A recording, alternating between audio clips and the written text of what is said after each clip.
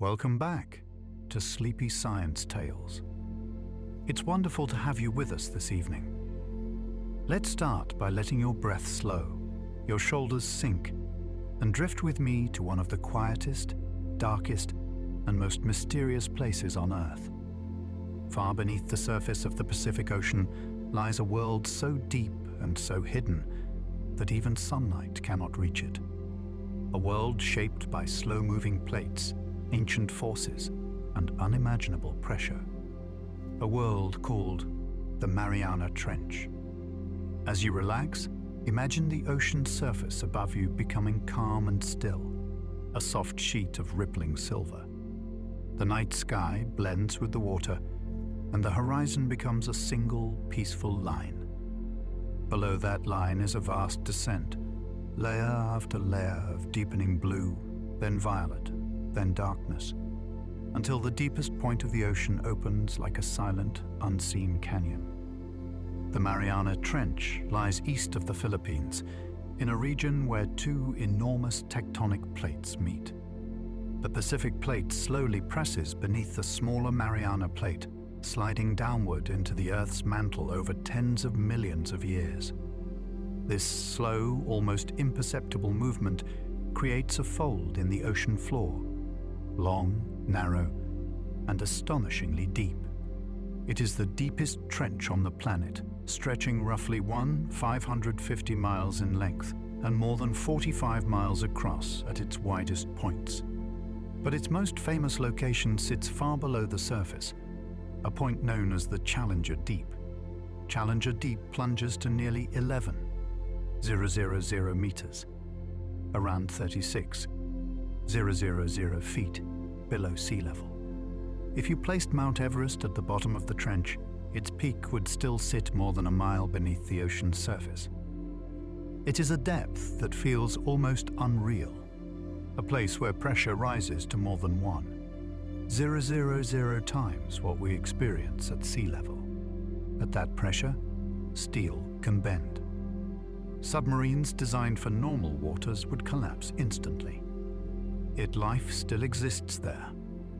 It survives in ways that feel almost dreamlike, slow-moving, soft-bodied, adapted to extremes that would be impossible anywhere else on Earth. Before we drift into that world, imagine the journey downward. Descending through the ocean begins with a soft dimming of light.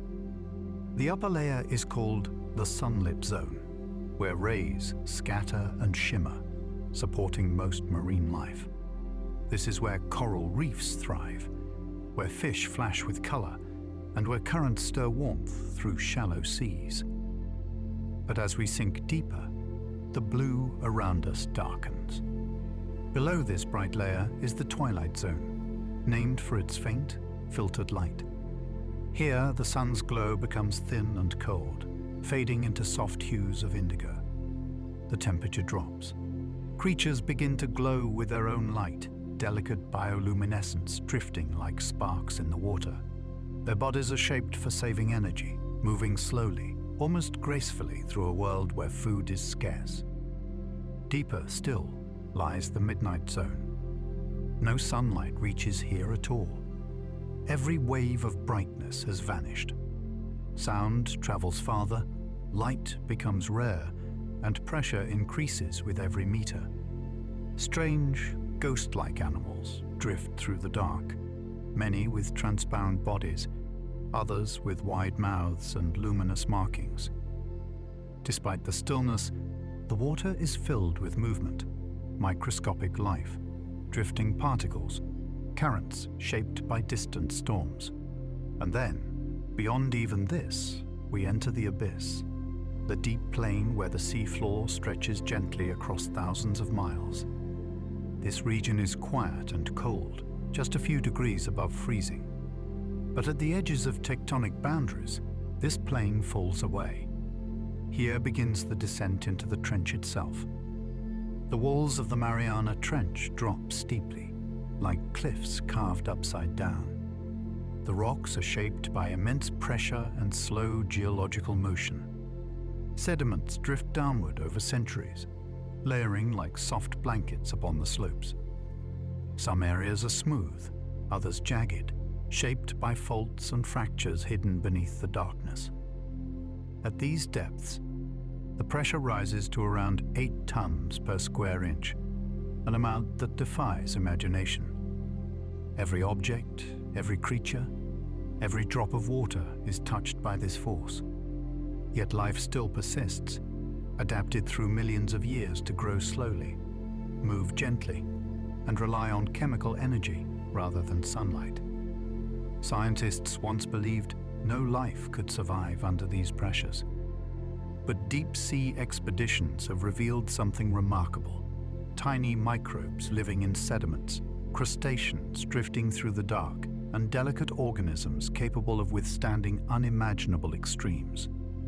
Some produce light through chemical reactions, releasing soft blue or green glows that drift like lanterns in the abyss.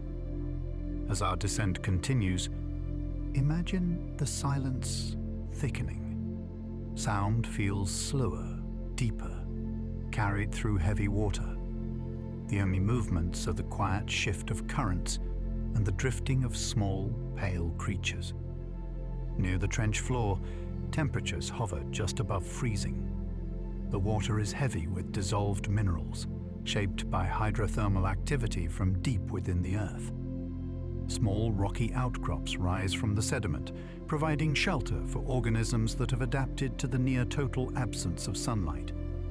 At these depths, food is scarce. Most life depends on what slowly drifts down from above. Tiny particles of decayed plants, microscopic animals, and organic material known as marine snow. This snow can take weeks, months, or even years to fall from the upper ocean layers, finally settling like dust upon the trench floor. Yet despite this slow, quiet snowfall of organic matter, the trench is not lifeless. Microbes thrive within its sediments, feeding on chemical reactions between minerals and seawater. Amphipods, small, shrimp-like creatures, scavenge for food across the silty bottom, moving with surprising speed in the cold darkness. Some species have been found nowhere else on Earth, shaped entirely by the trench's unique environment. The discovery of these animals has reshaped how scientists think about life on our planet. If life can exist under such intense pressure, in near-complete darkness, then the range of conditions where life may thrive, both on Earth and potentially on other worlds, becomes far wider than once imagined. For now, picture the floor of the trench stretching out before you, calm, dark, and endlessly quiet. The sediment lies undisturbed, soft and pale, shaped by millions of years of falling particles. Occasional rocks rise from the sea floor like silent islands in a still ocean. Tiny organisms drift in slow spirals, catching whatever nourishment the deep currents bring. This is one of the most peaceful places on Earth, remote, untouched, unchanged by sunlight or seasons. A world shaped not by weather or climate, but by pressure, chemistry, and time. As we settle deeper into this calming world, the stillness becomes steady and comforting.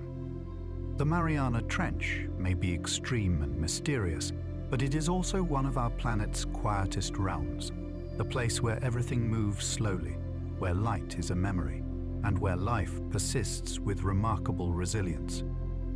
As we continue drifting through the quiet depths of the Mariana Trench, imagine the water around you becoming even stiller, even colder, and even heavier with pressure.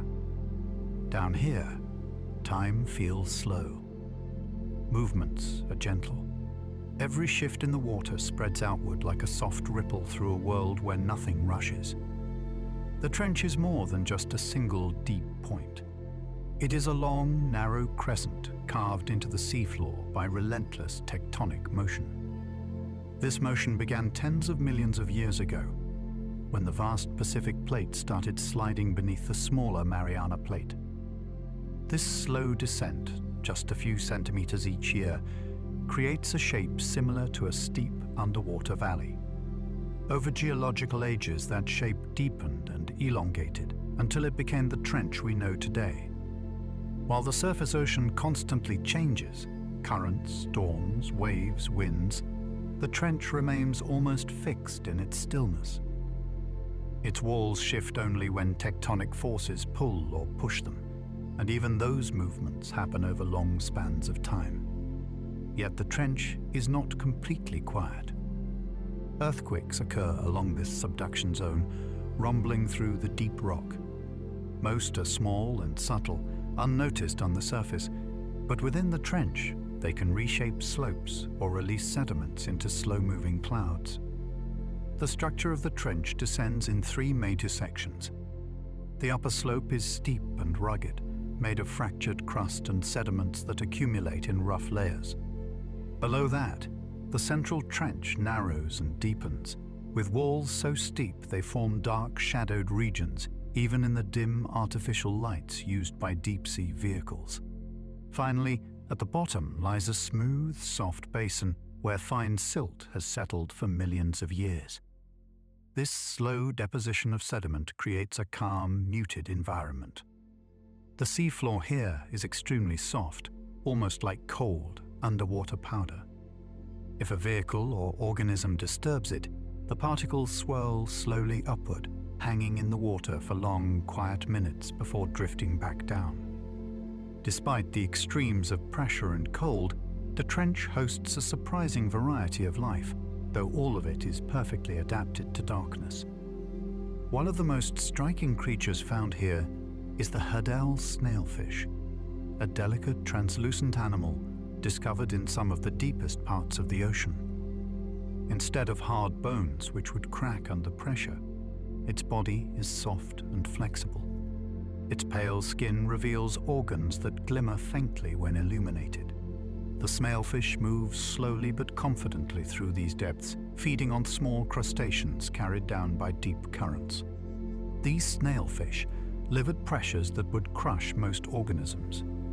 Yet their cells contain special molecules that stabilize proteins, allowing normal biochemical processes to continue.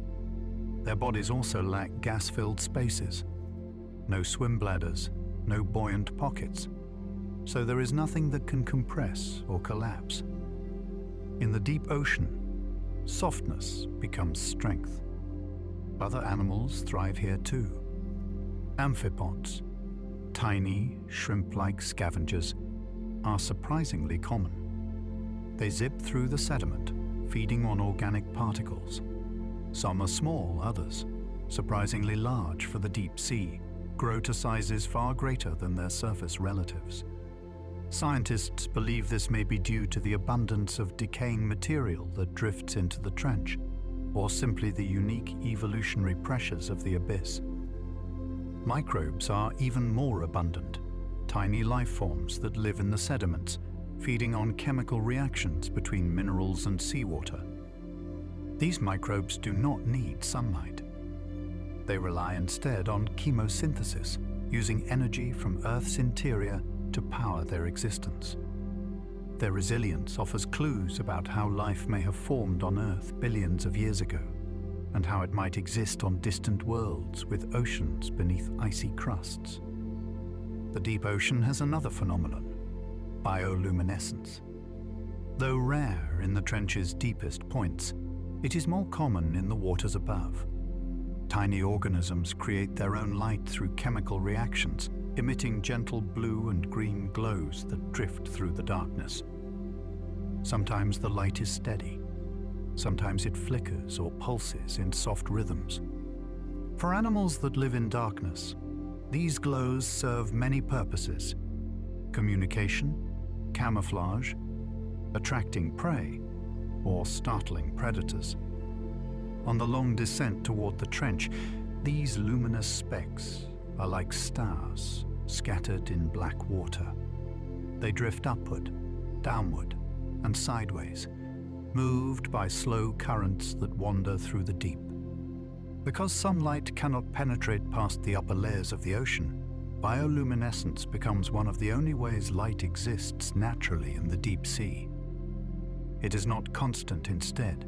It appears in quiet bursts, like soft sparks, floating through a silent world. As we drift farther into the trench's quiet, human exploration becomes part of the story. Very few people have ever visited these depths.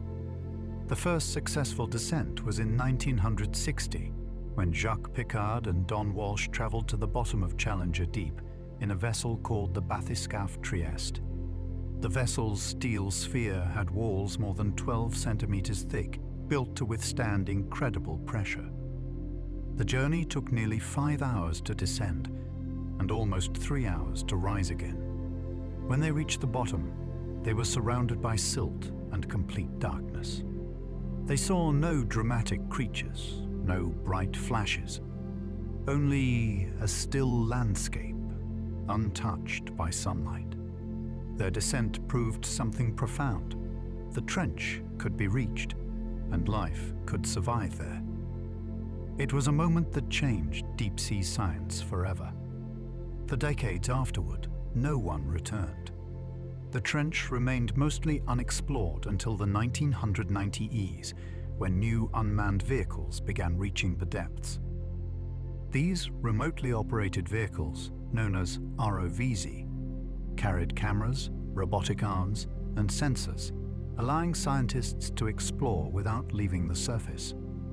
They discovered amphipods, snailfish, and microbial mats, and they collected sediment samples that revealed ancient chemical signatures. In 2012, filmmaker and explorer James Cameron made a solo dive to the bottom in a custom-built submersible called the Deep Sea Challenger. This bright green vehicle was shaped like a slender capsule, designed to minimize pressure and maximize safety. Cameron spent several hours at the bottom, filming and collecting samples. His dive offered a rare, detailed look at the trench floor, with footage of soft sediments, delicate organisms, and the subtle textures of the deep sea floor. More recently, advanced vehicles have returned again, each one capturing clearer images and more precise data. Despite these visits, the trench remains one of the least explored places on Earth. Its vast length, immense depth, and extreme conditions make it difficult to study. Even today, most of the trench remains unseen. As we continue relaxing into this world, imagine drifting above the sediment at the very bottom. The lights of a submersible illuminate only a small circle of the sea floor, leaving the rest in complete darkness. The water is still. The silence is nearly perfect, broken only by the soft hum of machinery or the distant settling of tiny particles. The deep ocean contains no sharp noises. Sound travels farther, but movements are minimal. The trench is a place where silence has shape, where calmness becomes an environment of its own. Sediments here build slowly, millimeter by millimeter, settling from the surface over thousands of years.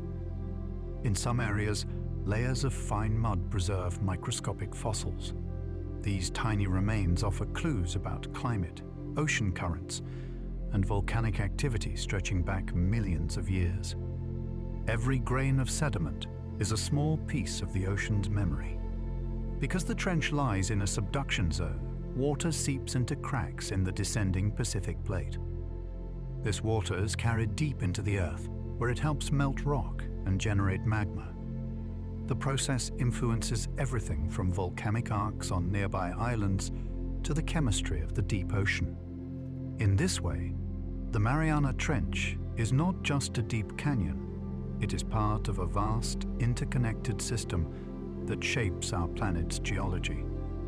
Chemical reactions between seawater and minerals of the trench floor can create tiny bursts of hydrogen or methane, supporting microbial life.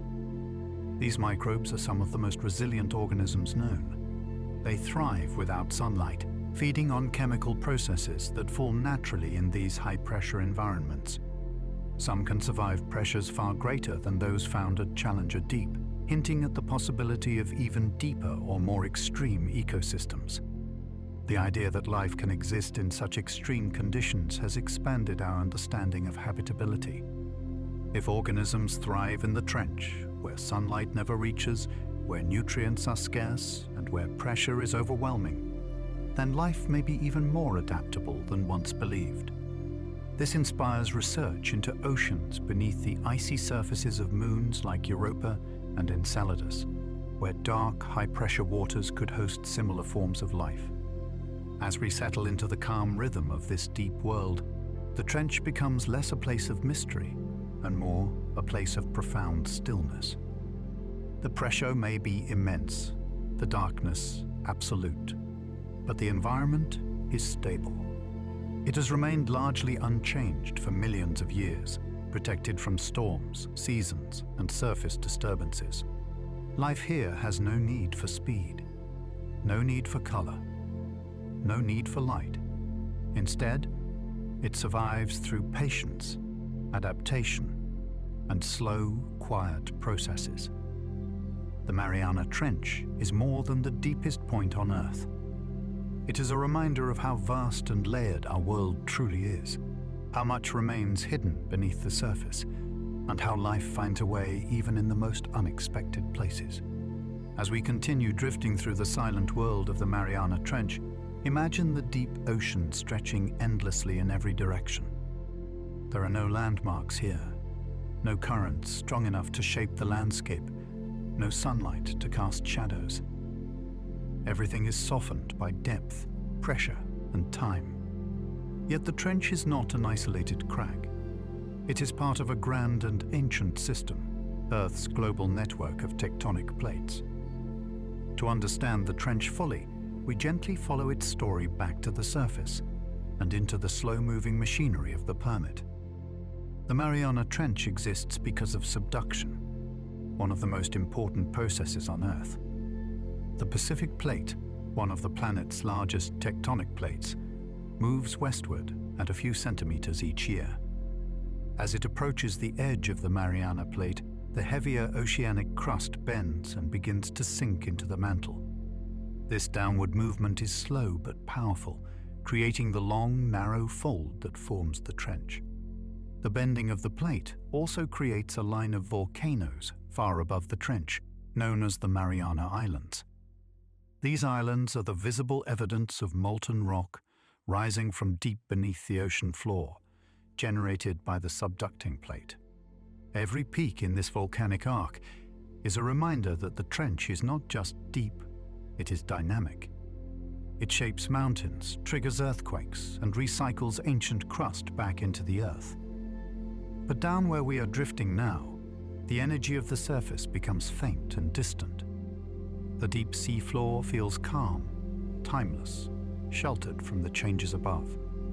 The trench walls rise on either side like immense underwater cliffs. But unlike cliffs on land, these walls are made of sediments, fractures, and ancient bedrock softened by millions of years of pressure. Some parts are steep and rugged, others smooth, as though carved by invisible hands. Landslides occur occasionally, slow shifts that send clouds of silt drifting into the dark. These underwater avalanches can carry sediments far down the trench, reshaping slopes in gradual, gentle movements. Even in such a quiet place, deep currents play a subtle role. They flow along the trench floor in soft, steady patterns, moving cold water from far regions of the Pacific. These currents transport nutrients, microbial cells, and the slow rain of organic matter. They help sustain the trench ecosystem, even when food is scarce. Marine snow continues its slow descent from above, tiny flakes of carbon, fragments of plankton, and delicate remains of organisms that lived in the sunlit world. Most of the deep sea depends on this gentle snowfall. In some moments it falls in thin, almost invisible threads. In others it drifts like underwater dust, sparkling faintly when illuminated. Although light cannot penetrate, the trench is not entirely dark. Bioluminescence still appears in its upper layers, soft glows from drifting jellyfish, comb jellies, and tiny plankton. These lights pulse and dance like dim stars suspended in water. The glow is never bright enough to illuminate the environment. Instead, it flickers in brief, quiet bursts, communication signals, survival tools, or simple byproducts of chemical reactions. Deeper down, in the darkest regions, bioluminescence becomes rare. Yet scientists believe some organisms living near the abyss may use faint chemical signals or pressure-sensitive sensors to navigate. Vision becomes less important than the ability to detect vibrations, temperature changes, or chemical trails. Life in the trench relies on efficiency. Movements are minimal. Breathing is slow. Growth rates are often incredibly low. Some deep-sea creatures may live far longer than their surface counterparts simply because their metabolism is so gentle. Among the most remarkable organisms here are foraminifera, tiny single-celled creatures that build shells from minerals in the water. Many of these shells drift down as part of marine snow, settling into the sediments. Some species survive directly in the high-pressure environment, forming delicate structures that resemble tiny stars or spirals. Their presence helps scientists understand both present conditions and ancient climates, because their shells record chemical signatures from the water in which they formed. Other microbes in the trench sediments process methane, hydrogen, and ammonia. These chemical pathways may resemble some of the earliest forms of life on Earth, organisms that existed long before sunlight reached the planet's surface. Their survival in darkness suggests that the deep ocean may have been one of the first cradles of life, offering stability when early Earth was harsh and volatile. As you drift through this calm environment, imagine approaching a deep sea vent, one of the rare places where heat emerges from the Earth's interior. These vents release mineral-rich water, slightly warmer than the surrounding sea. Although vent fields in the trench itself are not as dramatic as those found along mid-ocean ridges, they provide small pockets where unique forms of life cluster. Tube worms, bacteria, and tiny crustaceans gather around these warm upwellings. They rely on chemical energy rather than sunlight. Their bodies are pale, translucent, and adapted to pressure. They form small ecosystems, brief oases of activity in a world dominated by stillness. The chemical reactions near these vents create gradients of temperature, minerals, and gases. Some scientists believe similar environments may exist on other worlds, beneath the ice of Jupiter's moon Europa or Saturn's moon Enceladus, where oceans lie hidden beneath frozen crusts. If life can thrive at the bottom of the Mariana Trench, perhaps it can also exist beneath distant ice sheets in the outer solar system.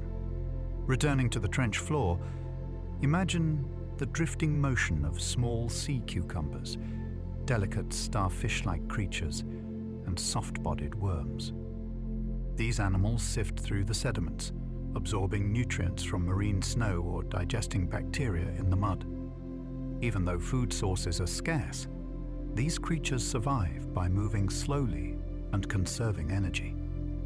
Their bodies are often gelatinous, shaped by pressure rather than gravity. Some appear almost ghost-like, transparent or milky white, with slow, fluid movements that match the calmness of the deep. Their muscles are soft, their tissues flexible, allowing them to resist crushing forces without breaking. Even the emptiness of the trench is a form of habitat. The wide open spaces give animals room to forage, drift, and spread out. Predators are rare, so creatures do not need complex defenses. Instead, survival here depends on patience, on being able to wait long periods for food to arrive. Imagine now rising slightly from the trench floor, floating upward along the slope. The walls display geological features shaped over millions of years. Layers of rock fold in graceful arcs. Deep fractures form zigzagging paths, carved by tectonic stress. Sediments cling to ledges, forming soft patches where microorganisms gather. In some regions, the rocks bear markings from ancient landslides. smooth scars where massive sections once slipped into the abyss. These movements are slow on human timescales, but they contribute to the trench's evolving shape. The water here is still, but not stagnant. Slow, deep currents move like silent rivers, shaped by the planet's rotation, the pull of gravity, and the density of cold water sinking from polar regions. These currents may travel thousands of miles over decades, circling through the deep ocean before returning to the surface. They are part of a global system called the thermohaline circulation, which helps regulate Earth's climate. Even though we feel far removed from the surface world, the trench is connected to everything: storms, winds, seasons, volcanic arcs, and the chemistry of the oceans. It is a hidden but vital part of the planet. As we continue drifting upward, imagine pausing at the Haddle Zone, the term used for regions deeper than 6,000 meters. The Mariana Trench is the most famous Haddle Zone, but there are more than 29 trenches and deep troughs around the world. Each one hosts its own quiet ecosystem, shaped by pressure and depth. These Haddle communities share similarities, but each also contains species found nowhere else. This suggests that the deep ocean is not one uniform world, but a collection of gently isolated habitats, each evolving in its own time. The organisms here rarely mix with those from other trenches. Their lives unfold in slow, independent rhythms. Because of the difficulty of exploring these depths, new species are discovered almost every time researchers send vehicles down. Some discoveries come in the form of faint movements on camera. Others appear only after sediment samples are analyzed in labs. Much of what lives at these depths remains undescribed, waiting in stillness for the next expedition. The deeper we study, the clearer it becomes that the trench is not barren. It is simply quiet, calm, patient, stable across vast stretches of time. The lack of sunlight does not mean the lack of life. It simply changes the rules of survival. As we continue rising through the silent layers of water, the trench begins to feel like a cathedral of the deep. Its high walls, its stillness, its soft drifting particles. It is a place where life has found a way through gentleness rather than speed, through adaptability rather than abundance. This world below the waves reminds us that Earth carries secrets in its depth just as much as in its ancient skies. And the deeper we explore, the more we find that life is not limited by conditions, only by our imagination of where it might exist. As we drift gently upward from the deepest floor of the trench, imagine the water slowly warming by a fraction, the pressure easing, though still immense, and faint hints of movement appearing in the darkness above. We remain deep in the Haddle Zone, far below where sunlight could ever travel. Yet life changes subtly here, becoming slightly more active, slightly more diverse, responding to the tiniest variations in temperature and pressure. The trench is shaped not only by geology, but by history. Over millions of years, Earth's oceans have risen and fallen, cooled and warmed, shifted with climate cycles and tectonic drift. Through all of these changes, the trench has remained in near-total darkness, a world insulated from the rapid fluctuations of the surface. Its stability has allowed unusual forms of life to persist uninterrupted. In the sediments, scientists have discovered microfossils originating from long-extinct surface organisms. These tiny remains settle slowly into the deep, preserved by the cold and pressure. Layer by layer, they form a quiet record of Earth's history: volcanic eruptions, changes in ocean chemistry, and shifts in the global climate. Some layers contain fragments from distant continents carried by winds or rivers and eventually delivered to the sea. These microfossils are fragile but invaluable. By studying them, scientists can learn about past temperatures, atmospheric conditions, and even ancient storms. The trench becomes not just a deep canyon, but an archive, a place where time compresses into delicate grains of sediment. As we move through the still water, imagine the presence of delicate sea cucumbers drifting slowly along the slope. These creatures use modified feet to glide over soft sediments, feeding on organic particles. Their bodies are flexible and soft, shaped not for speed, but for survival under pressure. Some species glow faintly when disturbed, releasing a gentle bioluminescent shimmer before sinking back into stillness. Nearby, small polychaete worms burrow through the mud, creating tiny tunnels that oxygenate the sediment. Their movements are slow, but they help shape the ecosystem. These worms feed on microbes or decaying material, and in doing so, they keep nutrients flowing through the deep ocean food web. One surprising discovery in the trench was the presence of giant amphipods, crustaceans far larger than their shallow water relatives. These creatures have adapted to high pressure by developing flexible exoskeletons and slow metabolisms. Their legs move in graceful, deliberate motions as they search for food.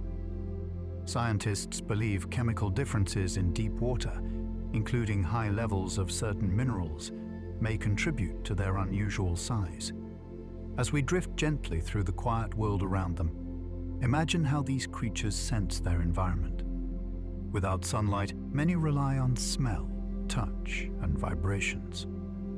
The movement of water tells them when something is approaching. Chemical signatures help them locate food. Their senses are tuned to faint details, allowing them to navigate without ever needing to see. The trench is also home to small, ghost-like fish with wide pectoral fins that help them glide with minimal effort. Some are so translucent that their bones, organs, and even their digestive tracts are visible. Their fragility is deceptive. They are perfectly adapted to pressures that would crush most organisms. Farther upward, we enter regions where bioluminescence becomes more common again. Comb jellies drift through the darkness, their bodies refracting light into shifting rainbows. Some species pulse with soft waves of blue and green. These lights can startle predators, attract prey, or simply help organisms orient themselves in the dark. The bioluminescent world is like a quiet underwater starfield. Every glow has a purpose. Every flash is part of a conversation in the dark. Some deep-sea animals carry symbiotic bacteria that produce light for them. These relationships have evolved over millions of years, shaped by the challenges of living without sunlight. The bacteria receive shelter and nutrients, while the host animals gain a beacon they can use for survival. Even in this dim environment, predators exist. The gulper eel, with its enormous mouth and long whip-like tail, lives in these twilight depths. Though rarely encountered near the canch itself, similar species inhabit the region, moving slowly through the water in search of drifting prey.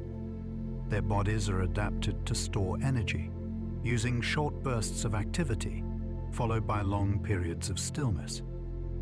As we continue rising, imagine approaching the transition between the Hadal zone and the abyssal plain. The pressure is still immense, but the landscape broadens. The steep trench walls recede into more level terrain, and the sediments become smoother. This region supports a wider variety of organisms: sea stars, brittle stars, tiny clams, and slow-moving crustaceans. The abyssal plain is vast, covering more than half of Earth's ocean floor. It feels endless, stretching for thousands of miles. Though it lacks dramatic cliffs or deep shadows, it carries its own quiet beauty. The seafloor here is shaped by gentle currents, delicate ripples, and the slow accumulation of marine snow. Occasionally, large carcasses, whale falls, drift down from above. When a whale reaches the deep ocean floor, it becomes an island of nourishment. Hundreds of species gather, feeding on flesh, cartilage, and even the bones. These rare events can sustain deep communities for decades. Though whale falls are uncommon in the trench itself due to its narrow width, many occur along the nearby abyssal plains. Whale falls reveal something essential about the deep ocean. Life here depends on patience. The ecosystem is built around events that may occur only rarely. Creatures survive by waiting, conserving energy, and seizing opportunities when they appear. As we drift further upward, we begin exploring another aspect of the trench, its incredible pressure. At the deepest point, pressure reaches about 100 atmospheres. That means every square inch of an object is pushed with a force greater than 8 tons. To survive this, deep-sea organisms have unique adaptations. Their cell membranes contain special molecules that prevent them from collapsing. Their proteins are stabilized by pressure-resistant compounds, allowing chemical reactions to occur normally. They avoid gas-filled structures that would oops. Looks like I cut a sentence mid-flow. I'll continue naturally. They avoid gas-filled structures that would implode under these conditions. Instead, their bodies are built from soft tissues, gels, and flexible proteins. This softness is their armor. Pressure affects everything, even water. At extreme depths, water molecules pack tightly together, becoming slightly denser. This affects how sound travels, how chemicals diffuse, and how organisms sense their surroundings. Life here relies on these subtle differences, using them to hunt, hide, and survive. The deep-sea environment also influences evolutionary pathways. Animals that survive in the trench often have small eyes, or none at all. They do not waste energy producing pigment. Their muscles are adapted for slow, sustained movement rather than quick bursts. Their bodies are designed to endure rather than to flee. As we continue upward, imagine entering the midnight zone, where darkness is absolute but pressure is lower than in the Hadal depths. Here, bioluminescent animals are everywhere. Lanternfish, bristlемouths, squid, siphonophores, and plankton that glow when disturbed. The water feels more alive, shimmering with tiny flickers of blue and green. Lanternfish, among the most abundant vertebrates on Earth, rise toward the surface each night to feed, then descend again by day. In doing so, they participate in the largest animal migration on the planet, one that happens every single day, silently and unseen by human eyes. Some lanternfish have rows of glowing organs along their bodies, which help them blend in with the faint light above. This camouflage is called counter-illumination. By matching the brightness of light from the surface, they hide themselves from predators below. As we continue drifting, imagine the stillness increasing, even as life becomes more numerous. Jellyfish pulse gently. Siphonophores, creatures made up of many smaller individuals acting as one, float like long, delicate ribbons. Some extend tens of meters through the water, longer than the largest whales. These organisms are fragile, shaped by the deep. Their bodies would collapse instantly at the surface, yet in the dark they glide with perfect grace. The deep ocean encourages a slower rhythm of existence. Everything is deliberate. Everything takes time. As we rise toward the boundary between the midnight zone and the twilight zone, we approach layers where faint sunlight begins to fade. Though it remains incredibly dim, this faint illumination shapes the behavior of animals. Some rise to feed. Others descend to hide. The daily dance between surface and depth is choreographed by light that barely exists. And far below, the Mariana Trench remains a steady, silent presence. A reminder of Earth's most extreme environments and the resilient life that inhabits them. As we continue rising through the quiet layers of the deep ocean, imagine the water around you gradually shifting, not through sudden changes, but through slow, almost imperceptible transitions. Down here, boundaries between zones are softened. Light fades gently. Pressure eases molecule by molecule. Temperature climbs only by a few fractions of a degree at a time. But these small differences are enough to shape entire ecosystems. Leaving the midnight zone behind, we drift into the twilight zone, also known as the mesopelagic realm. This band of water lies between 201,000 meters deep, where sunlight becomes little more than a pale, ghost-like presence. It's never bright here, never strong enough to ignite photosynthesis, but it still influences life in subtle ways. Creatures in this region often have enormous eyes, adapted to capture the faintest hint of light. Lanternfish flicker with bioluminescent organs. Squid shimmer with pulsing patterns. Tiny plankton drift in swirling clouds, their bodies glowing when disturbed. The effect is almost cosmic, like drifting between constellations in a dark, underwater sky. The twilight zone is the gateway between the deep and the surface. Every night, billions of animals rise from these depths to feed on plankton near the surface. Every morning, they descend again into darkness. This daily migration, called diel vertical migration, is one of the most remarkable events on Earth, an immense, silent movement of life that affects the entire ocean. Though we're still far above the Mariana Trench, it remains present beneath us, an invisible canyon stretching across the seafloor. Even here, in the twilight zone, its existence influences ocean currents and the distribution of nutrients. Waters sink into the trench, swirl slightly along its edges, and then rise again through slow, global circulation patterns. Every layer of the ocean is connected to the trench, even if subtly. Imagine drifting now through a vast school of lanternfish, each one no longer than your hand. Their bodies shimmer with small, pearl-like organs called photophores. These organs produce blue-green light, the color that travels farthest underwater. Lanternfish use their lights for camouflage, signaling or confusing predators. When the school shifts, the entire cloud of fish sparkles like a moving constellation. Nearby, long, slender fish, known as hatchetfish, glide through the water. Their bodies are shaped like thin, silver plaits, reflecting the faint light from above. Some species carry luminous organs along their bellies, matching the brightness of the ocean surface to hide from predators below. Their eyes point upward, scanning the dim glow for silhouettes.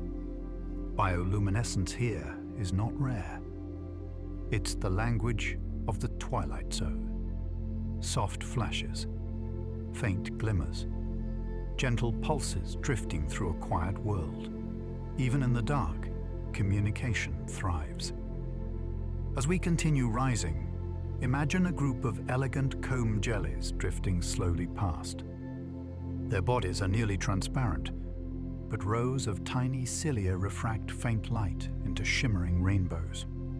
Each movement sends ripples of color across their surface, soft, iridescent waves that pulse with calm rhythm. Above them glide translucent squid, their elongated bodies trailing delicate filaments.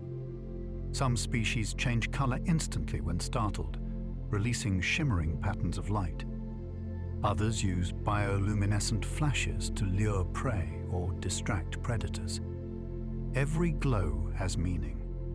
Every pulse is part of an ancient code. But despite the beauty of this zone, food remains limited. Most organisms here rely on what drifts down from above: flakes of marine snow, tiny organisms, or the occasional sinking carcass. Because of this scarcity, animals in the twilight zone are masters of efficiency. Their movements are minimal, their metabolism slow, and their strategies finely tuned. As we continue drifting upward, the water brightens slightly. Shapes become easier to distinguish, though still softened by the blue darkness. At this depth, we begin to encounter some of the ocean's most graceful predators, creatures adapted to hunt in dim light. One such predator is the barrel-eye fish, an animal with a transparent head. Through its clear dome, you can see its upward-facing eyes, large green spheres designed to capture faint light from the surface. This extraordinary adaptation allows the barrel-eye to watch for prey silhouetted against the dim brightness above. When necessary, its eyes pivot forward to track closer targets. It is one of the deep ocean's most unusual, dreamlike forms, gentle, ghostly, and perfectly suited to this shadowed world. Nearby, long, ribbon-like siphonophores drift by. Though they appear to be a single creature, each siphonophore is actually a colony of specialized individuals working together. Some act as tentacles, others as flotation devices. Others digest food or produce light. Together, they form organisms that can stretch many meters through the water, some longer than the largest whales. Their movements are delicate. Their structure is fragile.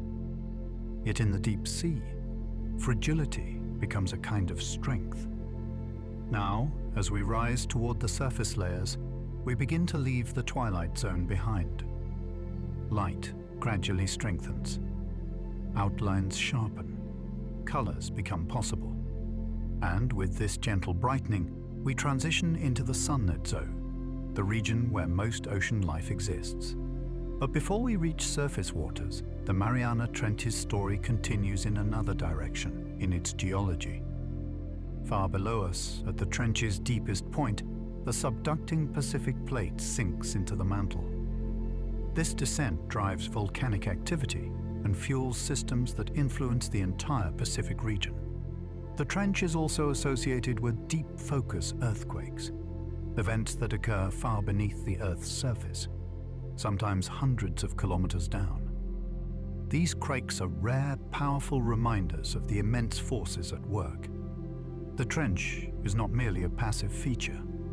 It is active, dynamic, and constantly evolving. Water also plays a role in this process.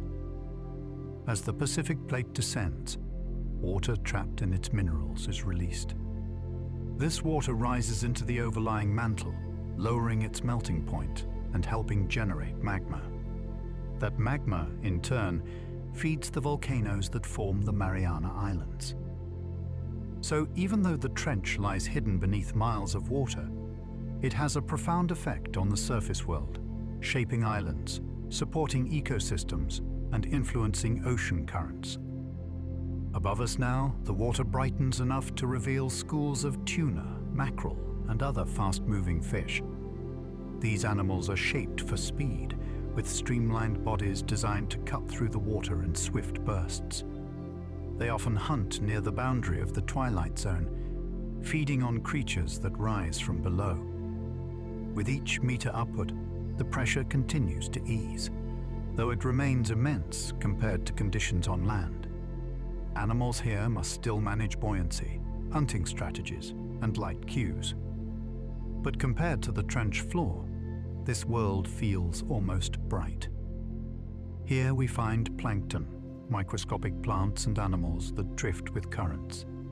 They form the foundation of nearly every ocean food web. The simplest organisms floating near the sunlit surface support the largest whales and millions of other species. Every migration, every predator-prey interaction, every deep-sea journey eventually connects back to these tiny, drifting organisms. They are the ocean's quiet engine. Invisible from above, yet essential to all life. As we rise further into the sunlit zone, the water fills with color, greens, blues, shimmering reflections of light. Sunbeams dance in shifting patterns, illuminating clouds of plankton and schools of fish. Jellyfish pulse just below the surface, their translucent bells catching sunlight in gentle rhythms. Above this glowing world, the surface shimmers like a bright, wavering ceiling. But before we return there, the story of the Mariana Trench still has more to offer. Its exploration, its mysteries, and the questions scientists continue to ask about its deepest places. As we stay suspended in the quiet glow of the sunlit zone, it becomes easier to understand how deeply connected every part of the ocean is, from the shimmering surface to the abyssal dark far below. Even the Mariana Trench, hidden beneath miles of water, influences the life and motion of the sea above it. Each layer feeds the next, each current shapes the one below, and every creature, from tiny plankton to migrating whales, plays a part in this vast interlinked world. But the trench also represents something else, a frontier, a place that has challenged explorers for decades. A realm so deep and so demanding that only the most carefully designed technology can survive there. As we gently drift upward, let's follow the story of human exploration, how our curiosity, patience, and persistence slowly revealed the trench's ancient secrets. The first major step toward understanding the Mariana Trench came in the 1870s, when the HMS Challenger set out on one of the earliest global scientific expeditions. This voyage collected temperature measurements, water samples, and depth readings from oceans around the world. Near the Mariana Islands, the crew recorded a depth far greater than anything previously known. It was this measurement that gave the trench's deepest point its name, Challenger Deep. At the time, the measurement was astonishing, a place on Earth deeper than anyone had imagined. But for decades afterward, it remained just a number. No one had seen the trench. No one knew what lived there. It was a mysterious, almost mythical point on the map. That changed in 1960, when the bathyscaphe Trieste ventured downward. The vessel was a remarkable creation, part submarine, part floating research platform. A huge gasoline-filled float provided buoyancy, while a heavily reinforced steel sphere allowed two explorers, Jacques Piccard and Don Walsh, to descend safely to the bottom. The sphere's walls were so thick that it could withstand pressures more than 1,000 times greater than those at the surface. The descent took nearly 5 hours. Outside the small viewing window, the ocean darkened from blue to black. The water became stiller, colder. Eventually, Trieste touched down in the soft sediments at the bottom of Challenger Deep. The explorers saw a cloud of silt rising from the seafloor and what appeared to be a few small, slow-moving creatures. The moment was brief, but historic. Humanity had reached the deepest point on Earth. That descent remained unmatched for more than 50 years. During that time, technology advanced. Remotely operated vehicles, ROV, became essential tools for studying the deep sea. These machines carried cameras, robotic arms, and sensors capable of collecting data from places too dangerous for humans. ROVs revealed that the trench was not barren. They found amphipods, snailfish, and microbial communities living in sediments far deeper than expected. In 2012, more than half a century after Trieste's dive, filmmaker and explorer James Cameron made a solo descent in the deep-sea Challenger. This bright green craft was built around a vertical design, allowing it to slice through water efficiently. Its pilot sphere was small, just enough room for Cameron to sit, but protected by thick walls engineered to resist intense pressure. Cameron spent several hours on the trench floor, filming the environment and collecting samples. His descent proved that the trench could be explored repeatedly, safely, and with scientific purpose. For the first time, high-definition footage captured the stillness, the clouds of sediment, and the delicate organisms living at the bottom. Since then, additional expeditions have returned. Some reached deeper points.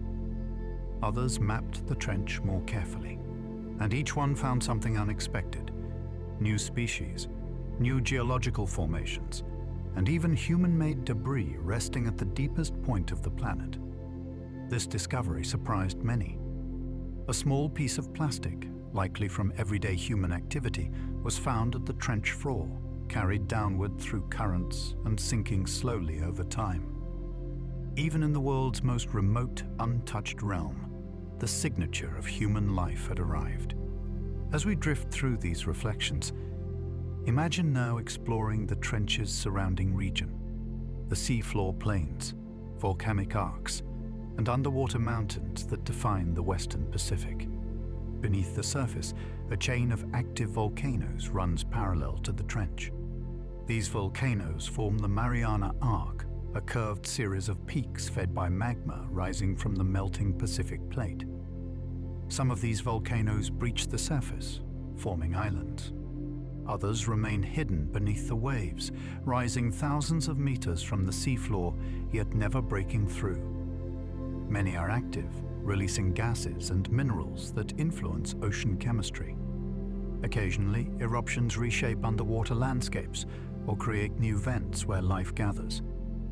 One of the most dramatic features of the region is the Mariana Trough, a back-arc basin behind the volcanic arc.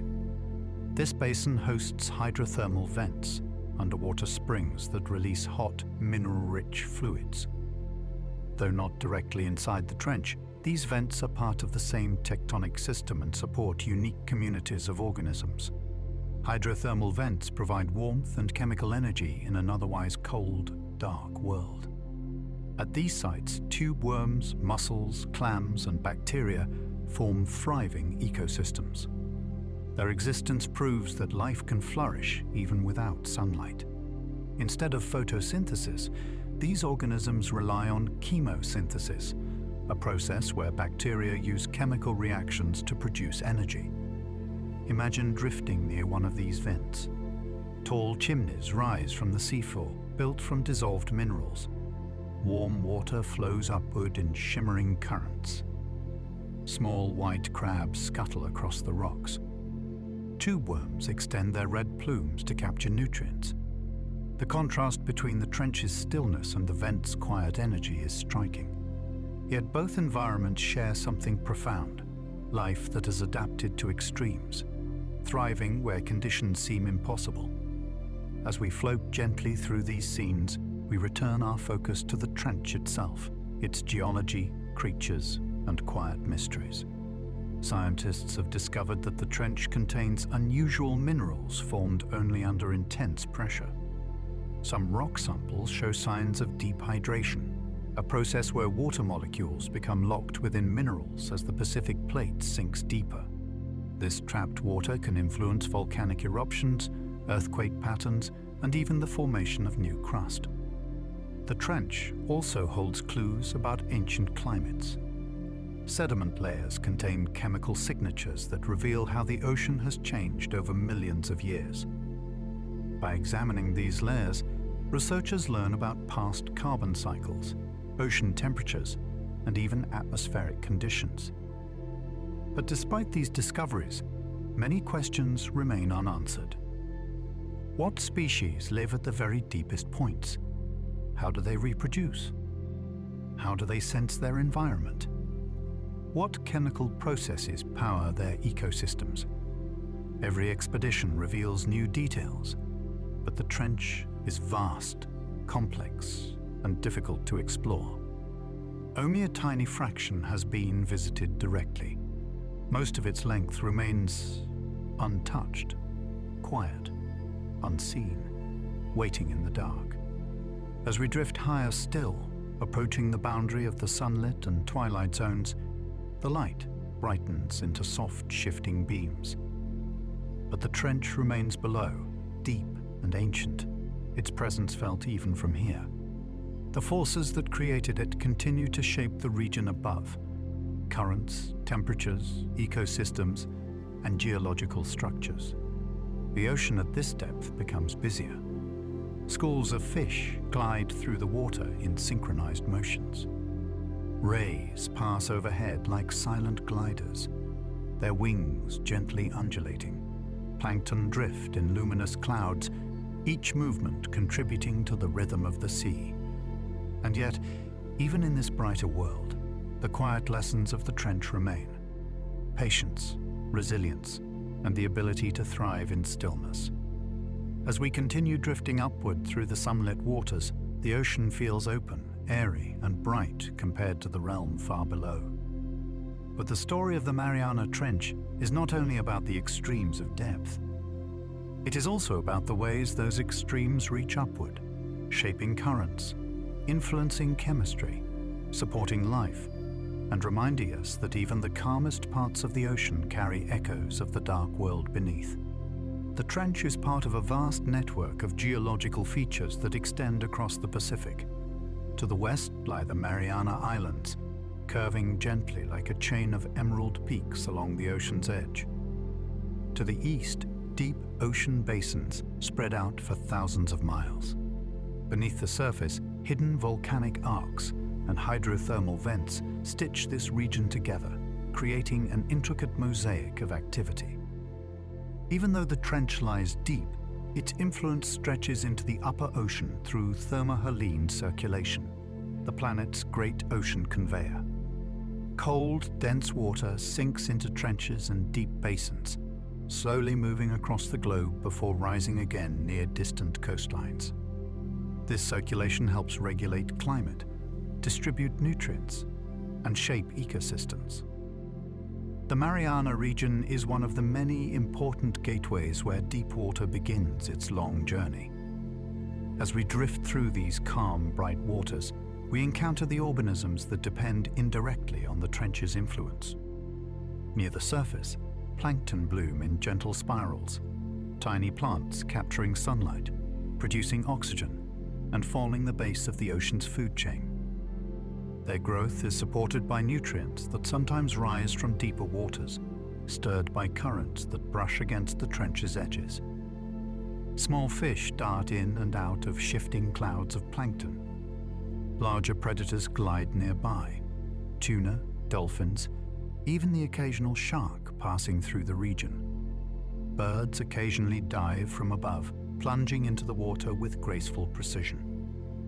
Each of these creatures is part of the ocean's living tapestry, bound together through food webs that stretch from sunlight to darkness. If we drift back down, gently, calmly, like a slow descent beneath a floating sheet of light, we return to the upper twilight zone. Here, the water becomes dimmer, cooler, and filled with drifting shapes. This is the home of deep scattering layers, bands of animals that rise each night to feed and retreat by dawn. These layers are so dense that sonar sometimes mistakes them for the seafloor.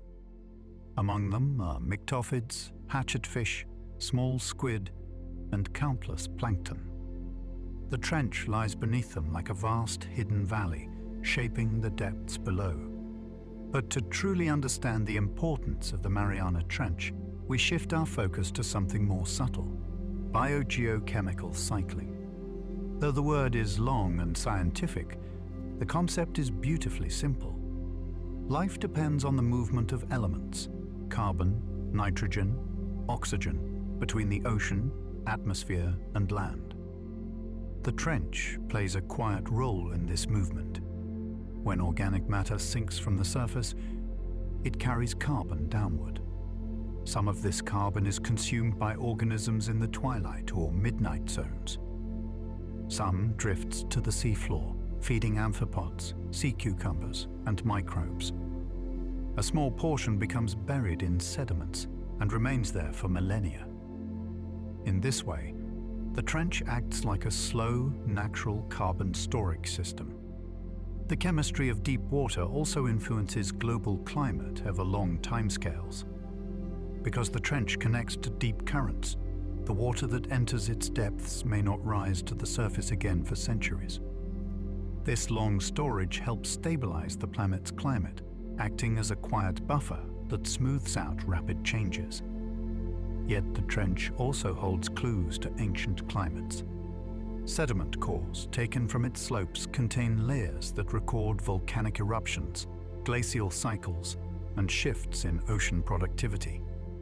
Each layer is like a whisper from the past, waiting patiently in the darkness. Imagine drifting through a visualization of these layers: thin bands of pale clay, darker streaks of volcanic ash, tiny shells of microfossils shining faintly under the light of a submersible.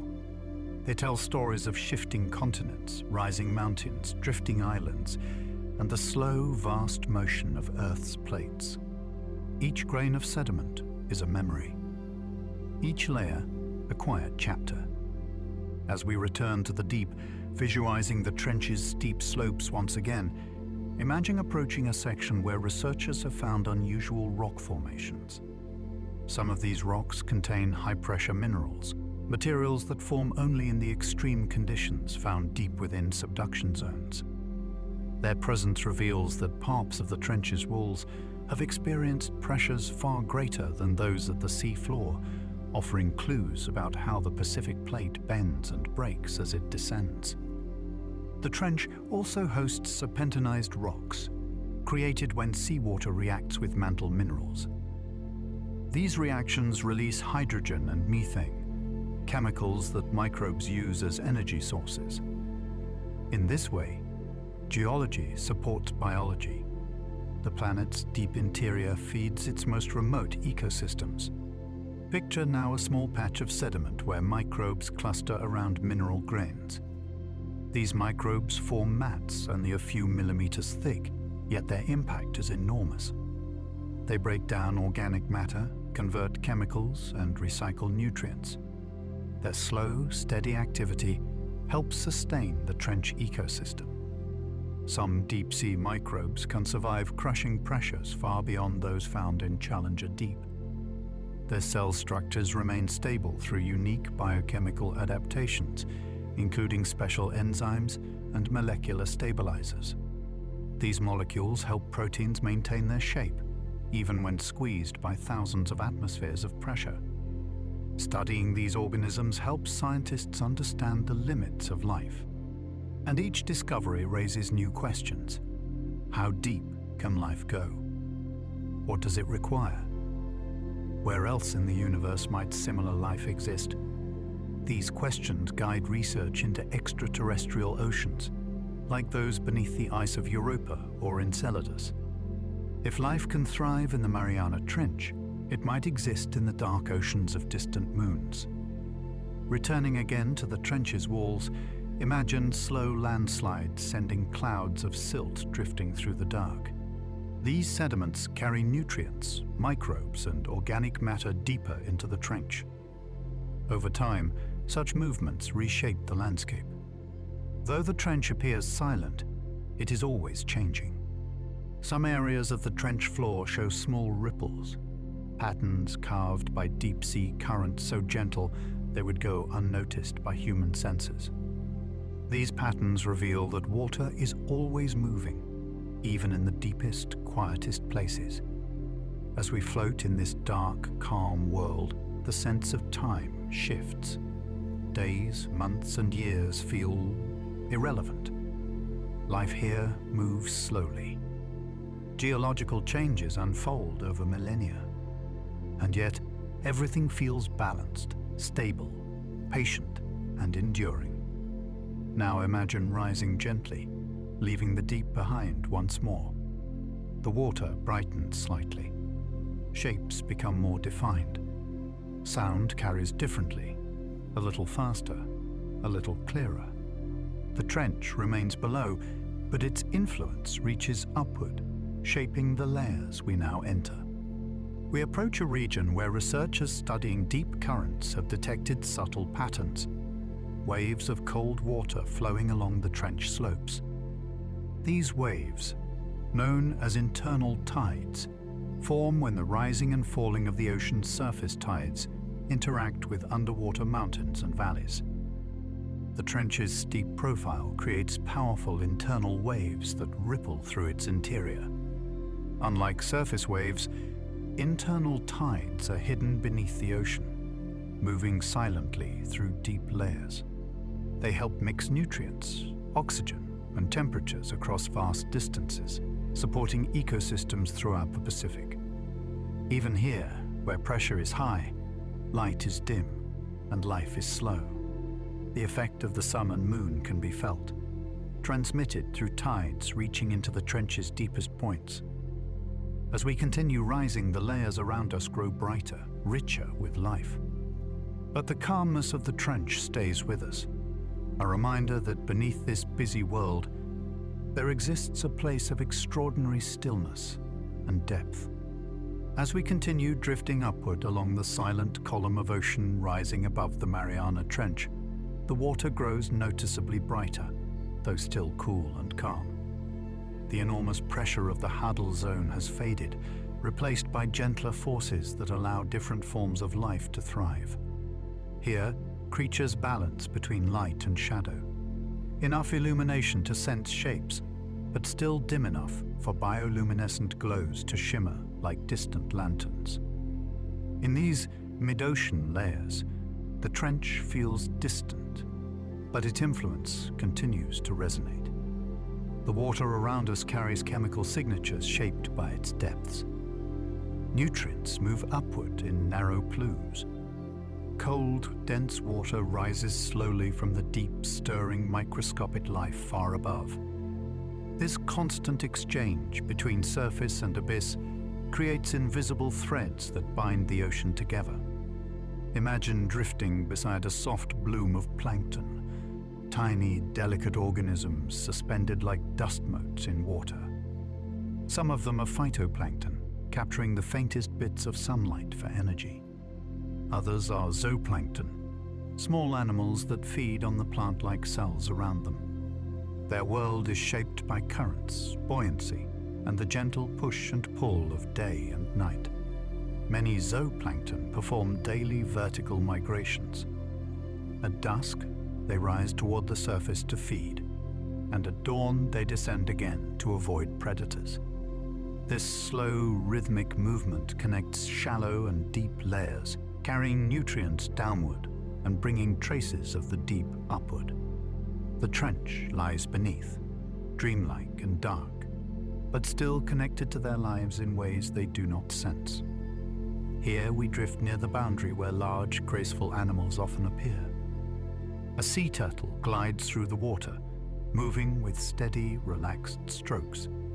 A manta ray passes beneath us, its wide wings undulating like slow breaths. Small shoals of sleek fish dart in coordinated motion, forming shifting shapes as they avoid predators. Though this zone feels far removed from the darkness of the trench floor, many species here depend directly on cycles of falling organic material, marine snow that began its long descent perhaps weeks or months ago. That same snow is what nourishes deep-sea organisms in the trench. The connection is quiet, gentle, and continuous. As we drift, sunlight begins to filter through in soft, scattered beams. The brightness is faint at first, but enough to reveal shimmering details. Particles drifting in the water, scales flashing on nearby fish, gentle waves of color reflecting across passing jellyfish. In this band of water, jellyfish flourish. Their bells pulse rhythmically, their tentacles trailing behind in delicate strands. Some are nearly transparent. Others glow with subtle hints of pink, blue, or gold. Their movements are slow and deliberate, conserving energy in a world defined by vast distances and quiet flow. Farther above, the sunlight grows stronger, and the water takes on a richer blue. This is the world of the surface dwellers, creatures that rely on light for survival and depend on the ocean's upper layers for feeding, breeding, and migration. But before reaching those bright waters, we reflect again on the trench below and the remarkable resilience of the organisms that inhabit it.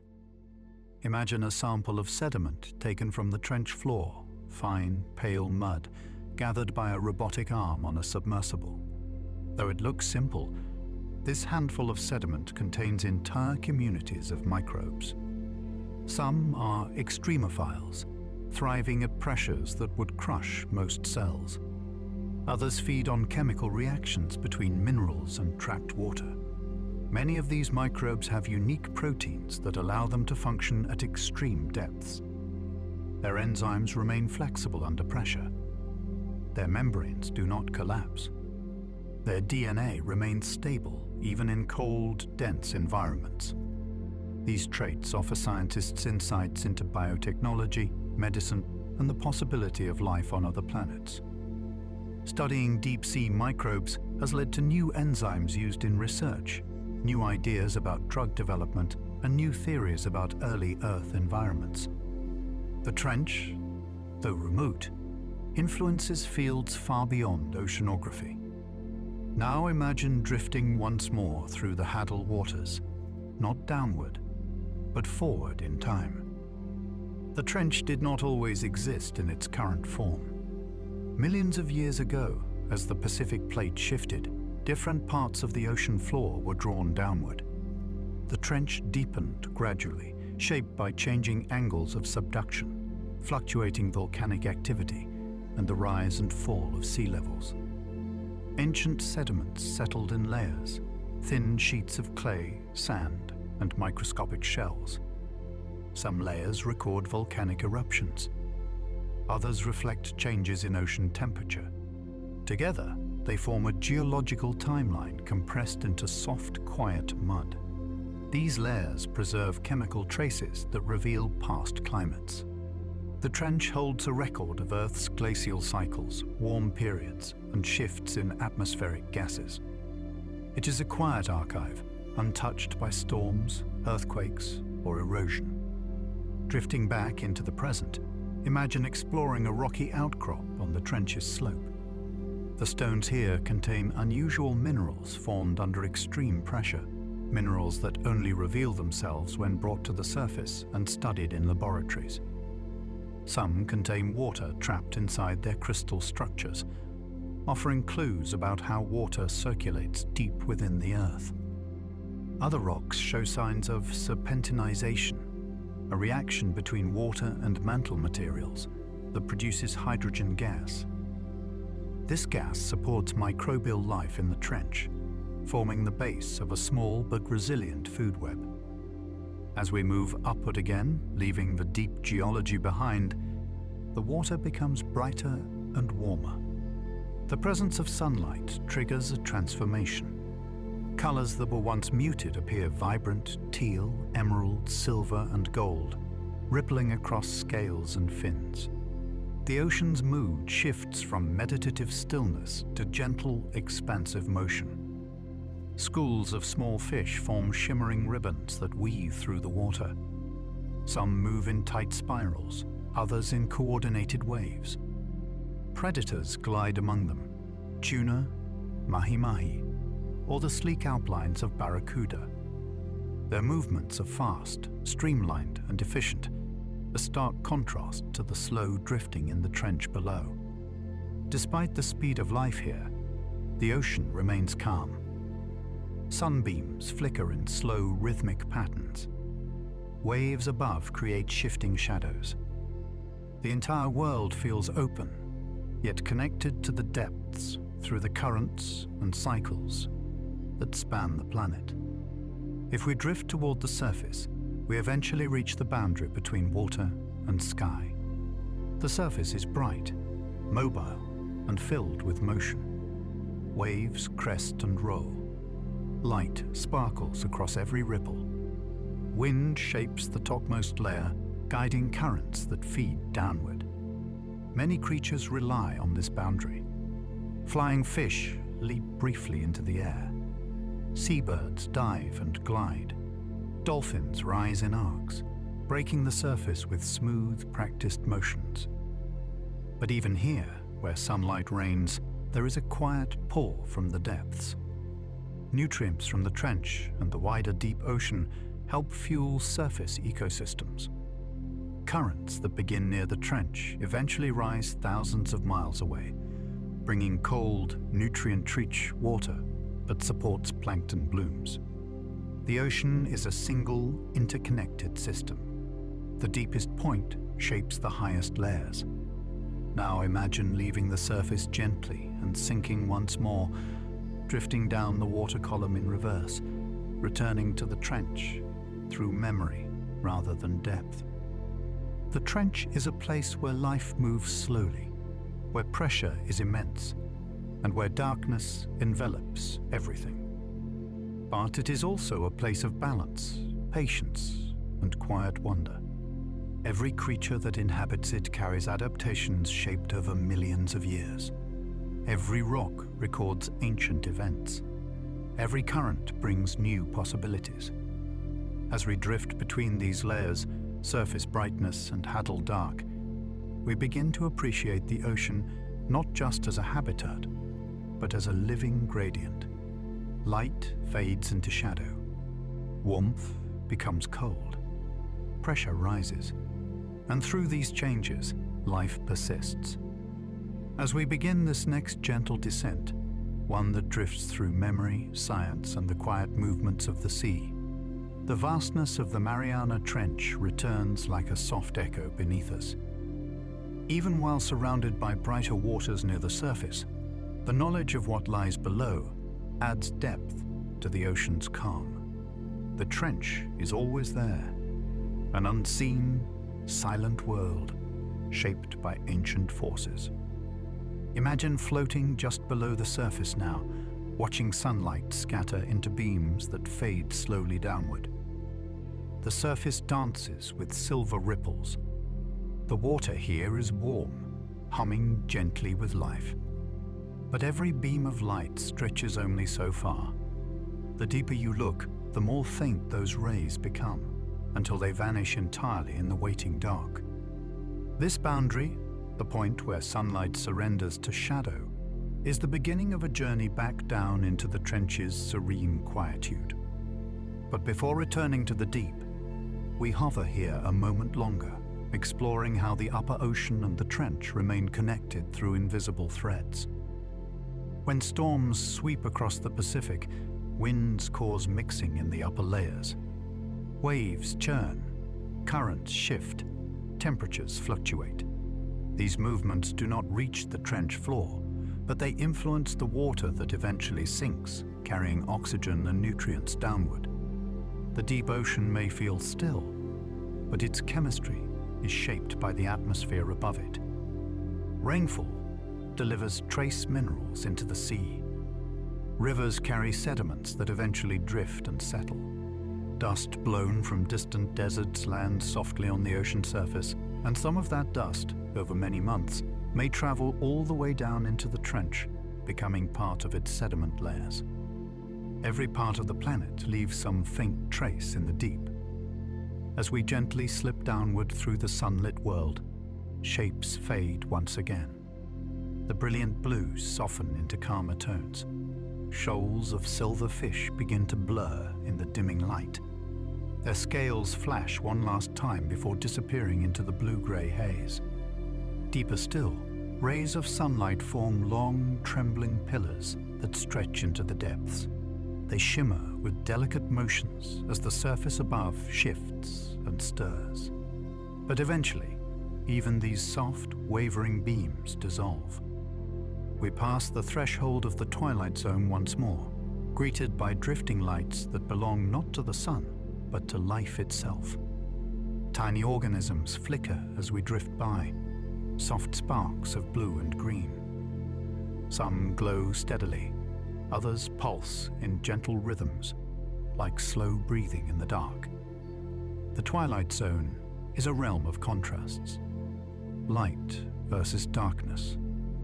Stillness versus motion. Life adapted for efficiency, thriving in half-light. Here, we encounter deep scattering layers rising from their daytime refuge. These vast gatherings of fish and plankton create shimmering waves of movement that stretch for miles.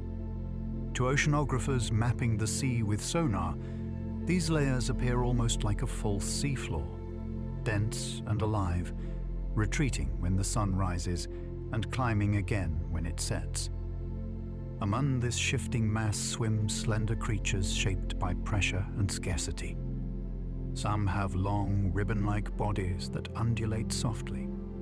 Others carry luminous dots along their flanks, switching them on and off with the precision of quiet Morse code. These glows help individuals recognize each other, hide in plain sight, or confuse predators. The trench below them is not simply a void, it is part of a migration pathway that countless species rely on. Even animals that never approach the hadal depths still feel the trench's gravitational, chemical, and ecological pull. As we drift deeper, the faint light from above vanishes entirely. Darkness becomes total once again, a familiar stillness that marks the beginning of the midnight zone. Here, the pressure is immense and steady. Here, life moves slowly and quietly. Here, the trench's influence grows stronger. Imagine encountering a group of soft-bodied creatures shaped by shadow. Their bodies glow faintly with self-generated light. Their movements are smooth, flowing, unhurried. Some resemble drifting ribbons. Others resemble pale globes or ghost-like silhouettes. Many have reduced eyes or none at all. This far down, light is a luxury, not a necessity. Survival depends on sensitivity, detecting movement, vibrations, and scent trails in the dark. As we continue downward, the temperature drops until it stabilizes just above freezing. Cold water from the polar regions, dense and heavy, flows through deep currents that reach into the trenches of the Pacific. These currents are ancient, traveling slowly across the ocean from one hemisphere to the other. The trench taps into this global circulation, drawing deep, cold water into its interior. This water, in turn, affects chemistry and supports the small but persistent ecosystems that cling to life in the abyss. Imagine now drifting through a massive, slow-moving cloud of marine snow, illuminated by the soft lights of deep-sea organisms. Each particle in this snowfall tells a story. Some are fragments of algae, some are dust. Some are tiny remains of creatures that lived near the surface. Together, they drift downward, nourishing even the deepest organisms. Even at the trench floor, many miles below, this gentle rain never stops. As we near the steep walls of the trench again, the environment narrows. The water feels heavier. The temperature becomes constant, unaffected by sunlight or seasons. Tiny amphipods drift just above the sediments, darting quickly when a shadow passes. The trench walls contain fractures and rocky ledges where organisms attach themselves. Small crustaceans, worms, or filter feeders that catch whatever nutrients pass by. Though barren compared to shallow reefs, these quiet ledges form miniature ecosystems filled with slow, patient life. On one slope, we imagine seeing a snailfish gliding effortlessly through the dark. Its gelatinous body flexes with each movement. Its fins flutter gently. Its skin is nearly translucent, blending with the water around it. This delicate animal survives through perfect adaptation to pressure. In the hadal zone, nothing can be rigid. Softness is survival. Deeper still, we approach the trench floor once more. The sediments here are smooth, pale, and undisturbed. The stillness is profound, so steady that a single disturbance can linger like a dream, drifting upward in slow, swirling clouds. The floor stretches out like a quiet plain, interrupted only by occasional rocks, clusters of microbial mats, or small shelters created by the shifting sediments. It feels endless, even though the trench is narrow compared to the ocean basins around it. This world is shaped by pressure far beyond anything we experience at the surface, pressure that alters chemistry, shifts biology, and sculpts entire ecosystems. Yet even here, in the deepest calm, the trench holds a quiet rhythm. Water flows along its length in slow, steady currents. Sediments fall, grain by grain, Microbes shift and multiply, forming thin mats of life. Creatures roam its floor in search of rare nourishment. And the Earth continues its slow tectonic dance, deepening and reshaping the trench over ages. Drifting here in the silence of Challenger Deep, the world above feels distant, almost unreal. Time seems slower. Sound spreads differently. Everything moves with patience.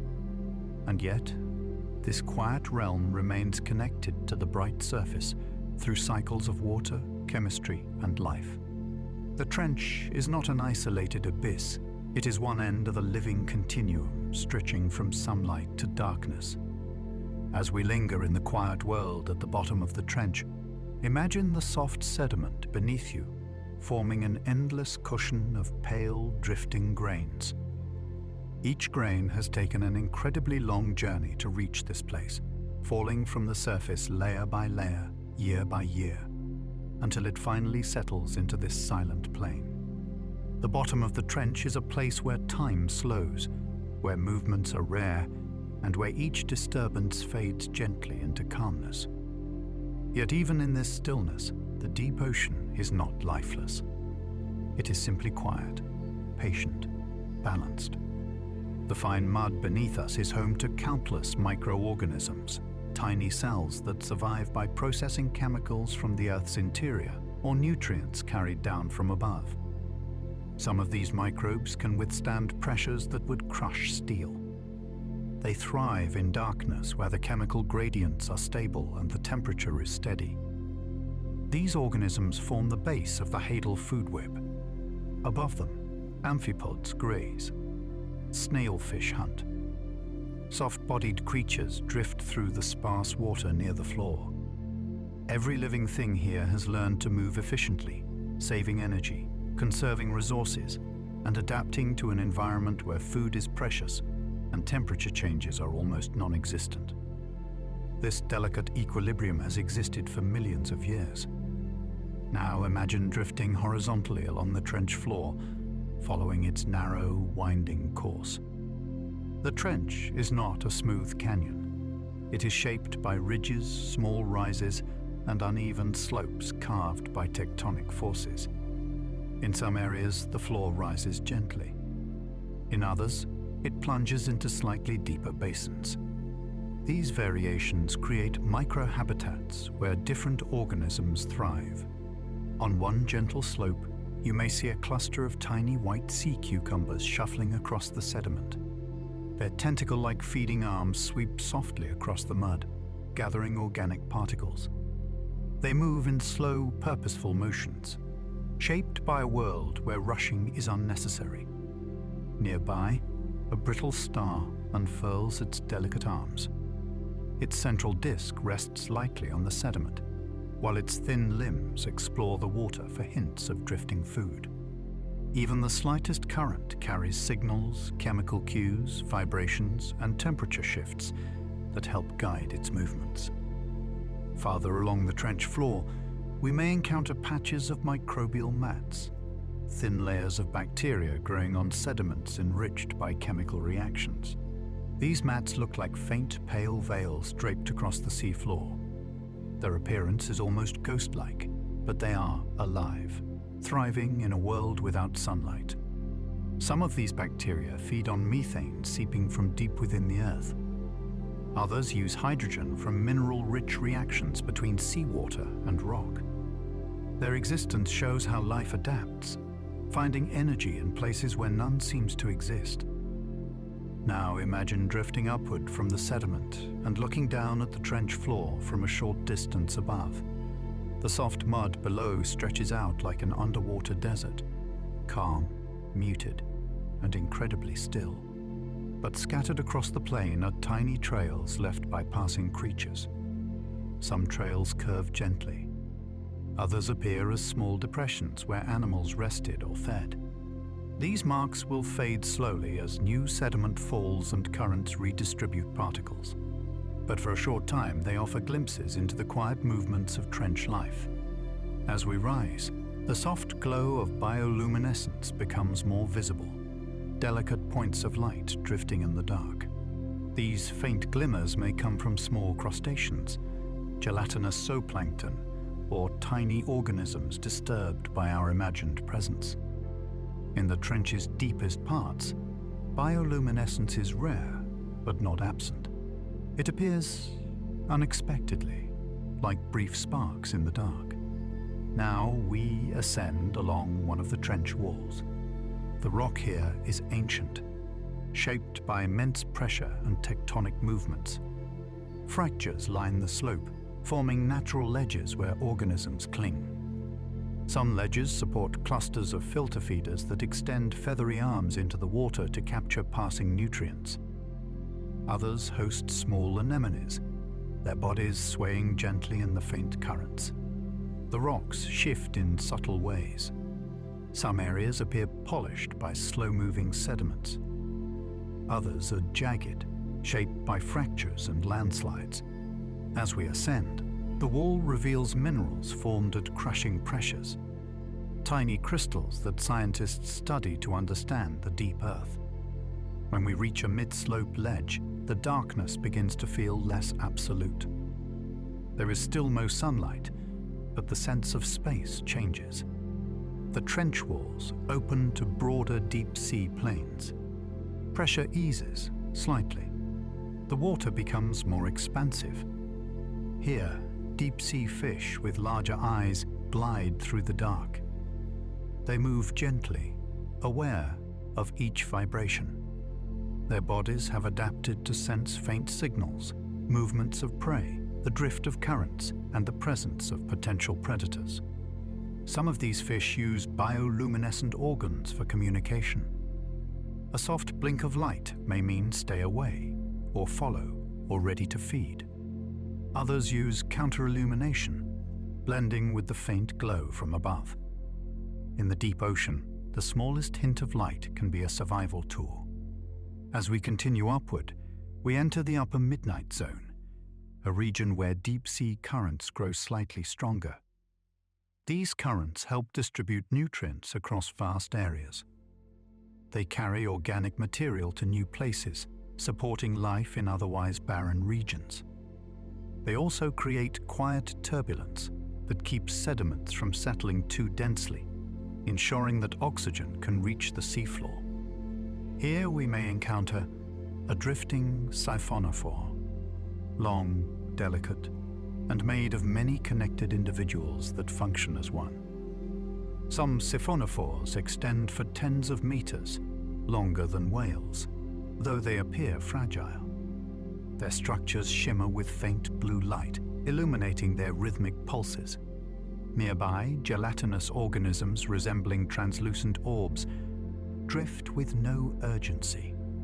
Their bodies pulse gently, propelling them forward slower than a human walking pace. This slow movement is perfect for conserving energy in a world where food is unpredictable. In this half-lit zone, predators rely on stealth and patience. Many have jaws that can expand dramatically, allowing them to swallow prey larger than themselves. Others have needle-like teeth, long bodies, or sensitive lateral lines that detect vibrations.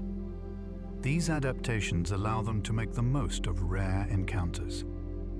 In the deep sea, finding food is an event, not a routine. As we ascend through this world, the faintest traces of light from the surface begin to filter down, shimmering gradients of blue that fade into blackness below. Though still dim, these hints of illumination guide many species in their daily migrations. The trench lies beneath us like a sleeping giant, always present, always quiet.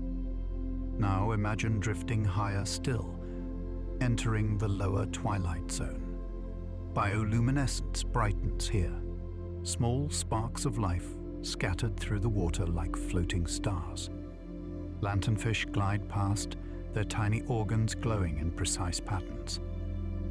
Hatchetfish flash briefly before vanishing into the shadows.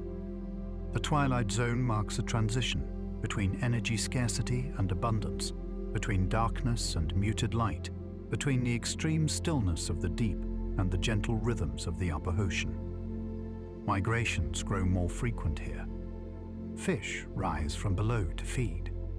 Squid pulse upward in slow spirals. Even some deep shrimp make daily ascents toward the surface in search of food. Each movement helps connect ecosystems across hundreds of meters of depth. Imagine now drifting slightly upward and resting within a cloud of marine snow. These tiny particles fall constantly, tiny reminders of the surface world. Some flakes are organic, some mineral, some fragments of creatures long gone. Each particle carries stories of sunlight, life, and decay. The deep sea recycles everything. As we pass through this snowfall, shapes above us sharpen. The water brightens into muted blue. Shadows stretch downward from the moving bodies of fish passing overhead. Larger animals occasionally descend from the surface layers, turtles, rays, or even whales diving for food. Whales do not enter the trench itself, but they roam over its position, their calls resonating across miles. These low-frequency songs can travel across entire ocean basins, echoing faintly into deeper layers. Even if the trench's animals cannot hear them, the vibrations spread far, shaped by the density and calm of the deep. As we ascend beyond the twilight zone, sunlight grows stronger. We return to the boundary between light and darkness. The surface above shimmers. The ocean around us glows with soft blues and greens. But the trench remains below, vast and ancient, a reminder of Earth's deepest secrets. As we drift in the upper ocean, suspended in the soft shimmer of sunlight, the deep blue around us feels spacious and calm. This world, so different from the dark silence of Challenger Deep, is shaped by light, warmth, and motion. And yet, even here, thousands of meters above the trench floor, the influence of that distant abyss can still be felt. Currents that originate near the trench rise slowly in other parts of the Pacific. Nutrients released from the deep feed plankton booze far from where they began. Migrating animals carry energy between layers, linking the bright surface with the shadowed depths. Every part of the ocean, no matter how distant, is connected through quiet, continuous cycles. For a moment, imagine gently drifting sideways through the sunlit zone, watching as life unfolds around you. Small fish shimmer with flashes of silver. Larger predators glide by, their shapes sleek and fluid. Sea turtles rise for air, then descend again with powerful, graceful strokes. Sunbeams flicker across their shells like soft ribbons of gold. Above, the surface ripples gently. The boundary between air and water bends light into wavering patterns. Clouds reflect on the surface. Birds glide overhead. The world feels open and bright. But gradually, softly, we turn downward again, beginning another slow descent toward the trench. This time exploring the extraordinary adaptations and delicate relationships that allow life to thrive at every depth. We pass through the twilight zone, where light fades into gentle blues and purples. The water here supports creatures that have mastered the art of conserving energy. Some drift almost motionlessly. Others pulse slowly through the water. Their bodies glow with faint bioluminescent patterns, blue dots, soft streaks, gentle flashes that fade like distant stars. Many animals in this band migrate daily between surface and depth. Each journey supports the ocean's metabolism. They feed in the rich waters above and return to the quiet depths by day, bringing nutrients downward in their bodies. This movement, silent, rhythmic, dependable, helps sustain deep ecosystems, including those in and around the trench. As we drift downward, deeper still, we return to the midnight zone. Darkness becomes complete. Here, bioluminescence becomes the primary source of light. The creatures around us carry their own glow. Some use it to attract prey. Others use it to camouflage themselves. Still others use it as a gentle underwater language, soft pulses that communicate presence or distance. Deeper yet, we feel pressure growing with every meter. The water pools until it stabilizes. Movements slow. Life becomes sparse. And soon, once again, the vast walls of the Mariana Trench appear out of the darkness. This time, we approach from an angle that reveals the scale of the trench in a new way. The steepness of its sides, the curvature of its long, narrow body, the way shadows fold into darker shadows, all of it becomes more striking when contrasted with the open water around us. The trench is not just deep, it is enormous. A long, crescent-shaped scar on the sea floor. A vast geological structure that has evolved over tens of millions of years.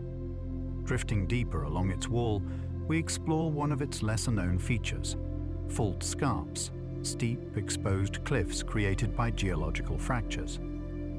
These scarps rise like submerged mountains, their rocky faces offering clues about the trench's tectonic history. Some rocks on these scarps are being altered by the intense pressure and chemical reactions deep within the earth. Others contain veins of minerals that formed slowly over eons. Tiny organisms cling to these surfaces, microbes, crustaceans, small filter feeders, each adapted to survive in an environment where food is rare and conditions never change. Further down the slope, we encounter sediment avalanches, slow slides of fine particles that drift from the trench walls into deeper basins. These avalanches can be triggered by distant earthquakes or by gradual shifts in sediment load. Though they move silently and slowly, they reshape the landscape over time, carrying nutrients and organic matter to the deepest areas. At last, we reach the Haddle Zone again, entering the familiar realm where life is soft-bodied, patient and specialized.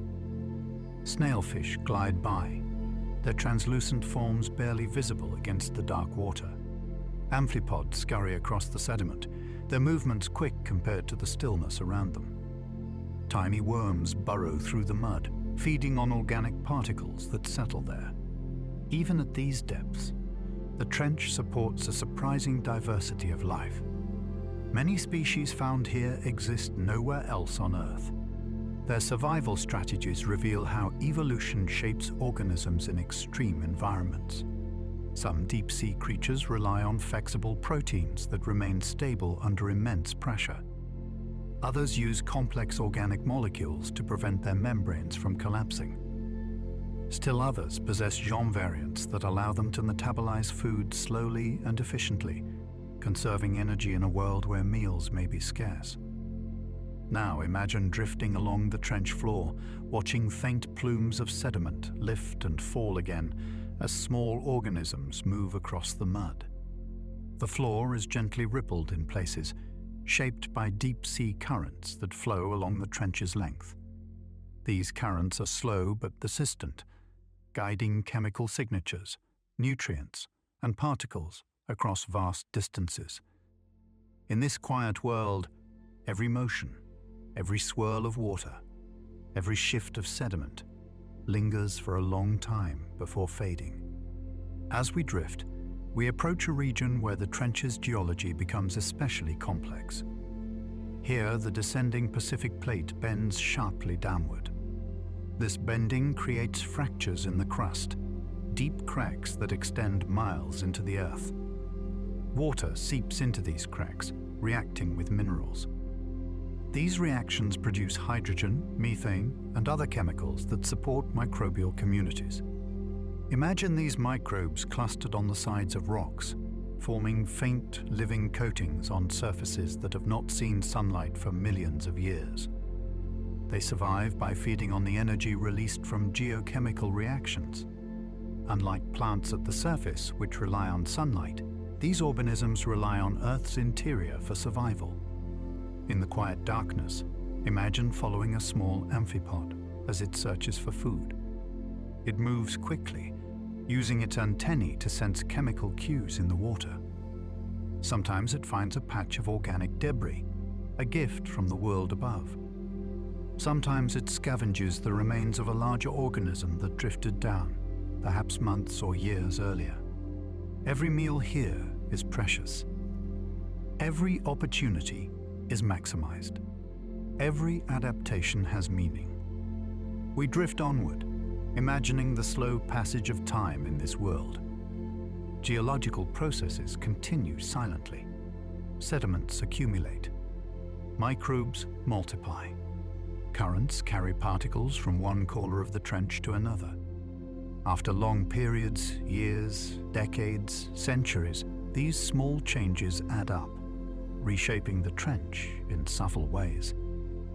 Even the deepest point of the trench, Challenger Deep, can shift over time as tectonic forces pull and push the plates.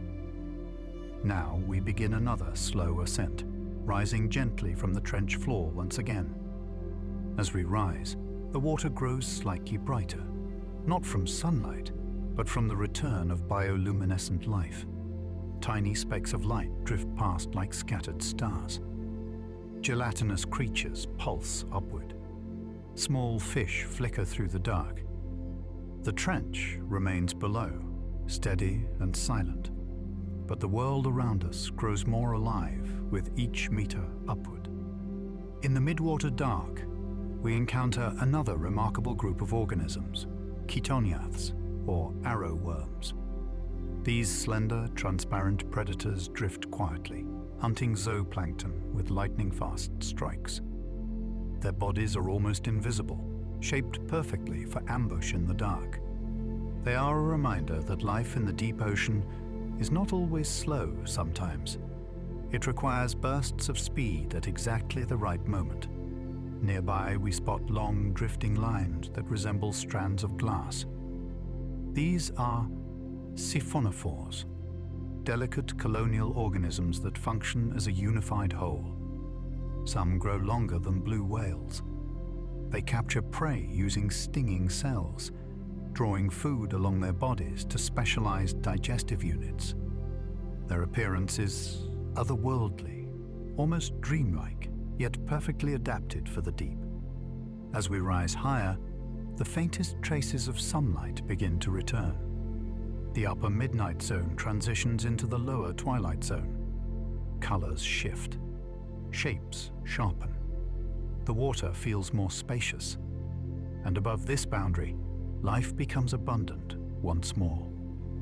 As we rise gently through the twilight layers once more, the water around us grows lighter, though still shaded in soft blues and dusky greens. Shapes begin to sharpen, silhouettes become clearer, and the quiet glow of bioluminescence fades into the background as sunlight, faint but present, filters down from higher layers. Animals here live in a space between two worlds, too dim for photosynthesis, yet bright enough to cast shadows, too deep for warmth, yet close enough to the sun to feel faint ripples of day and night. It is a realm of balance, shaped by movement, light, and the silent connection to the abyss below. As we drift gently upward, imagine passing through a dense cloud of plankton, tiny organisms drifting wherever currents guide them. Some of them produce faint glimmers of light when disturbed, a last echo of the bioluminescent world below. Others simply float, relying on the pull of water rather than movement of their own. Together, they form the foundation of nearly every ocean food web. Lanternfish glide in and out of this cloud, their bodies shimmering with rows of tiny photophores. They swim in large schools, rising at dusk and sinking at dawn in one of the greatest migrations on Earth. Their movement binds the trench to the surface, carrying nutrients upward, transporting energy downward, and maintaining the slow, quiet balance of deep-sea ecosystems. As we drift upward through the twilight zone, the light shifts gradually, becoming richer and more dynamic. Schools of hatchetfish hover motionlessly, their thin silver bodies reflecting the faint light like tiny tiny mirrors. Their oversized eyes scan for shadows above. Any movement could signal a nearby predator or a meal. We continue rising, and sunlight strengthens. Shadows grow sharper, colors begin to emerge. And soon we return to the sunlit zone, the bright, bustling world that covers the ocean's surface. Here, life feels abundant, warm, energetic. Fish dart in tight schools, creating shimmering ribbons of silver. Rays glide beneath us with slow, graceful strokes. Jellyfish pulse through the glowing water, their translucent bells catching light with every movement. Even the water itself seems to sparkle, filled with drifting particles and refracted beams. Above this lively world, the surface undulates in calm, rolling patterns. The sky reflects in wavering blues and silvers. The boundary between air and water blurs with movement, always shifting, always alive. For a moment, we hover here, between the trench's quiet depth and the surface's vibrant brightness, reflecting on how the entire ocean system is connected from top to bottom. The Mariana Trench, though a narrow scar on the seafloor, plays a role in circulating deep water through global currents, storing carbon for centuries, supporting microbial life that stabilizes nutrient cycles, shaping the chemistry of the Pacific, anchoring ecosystems at every depth. Its influence is quiet but profound, stretching far beyond its dark gate. Interior. Now imagine drifting near the surface, watching waves ripple gently overhead. Sunlight glimmers across the water in soft flashes. Seabirds dive, slicing cleanly into the sea.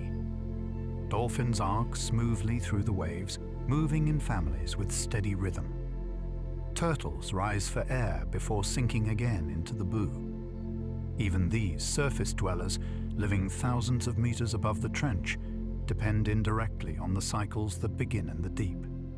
The falling of organic matter, the rising of cold currents, the mixing of nutrients, the movement of migrating species, all of it traces back in part to events that happen in and around the trench.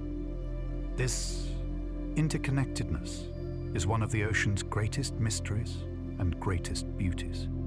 Now we turn our attention again to the trench, not by descending physically, but by exploring the unseen processes that shape its existence. Far beneath the surface, the Pacific Plate continues to subduct beneath the Mariana Plate, sliding downward at a rate of only a few centimeters per year. Though slow on human timescales, this movement drives tremendous geological activity. As the plate bends, it fractures, creating deep faults. These fractures allow water to seep into the Earth's crust, altering minerals and releasing hydrogen. This geochemical energy feeds entire ecosystems. As water is dragged deeper, it lowers the melting point of mantle rocks, generating magma. That magma rises beneath the Mariana Arc, forming volcanoes both above and below the water. Over millions of years, these volcanoes build islands, reshape coastlines, and release gases that influence the atmosphere. The trench, then, is not merely a deep place. It is a gateway, an interface between surface oceans and Earth's interior. Imagine drifting alongside the ocean surface and visualizing this slow tectonic dance. On maps, the trench appears as a narrow, elongated curve. But beneath the water, it is a dynamic system, a conveyor belt carrying ancient crust downward, recycling materials that eventually emerge again as volcanic rock. Each volcanic eruption in the Mariana Arc is connected in some way to what happens in the trench's shadowed depths. Now imagine sinking again, not physically but mentally, into the idea of long-term change. The trench has not always been its current depth. It has slowly deepened over millions of years. Future movements of tectonic plates will reshape it again.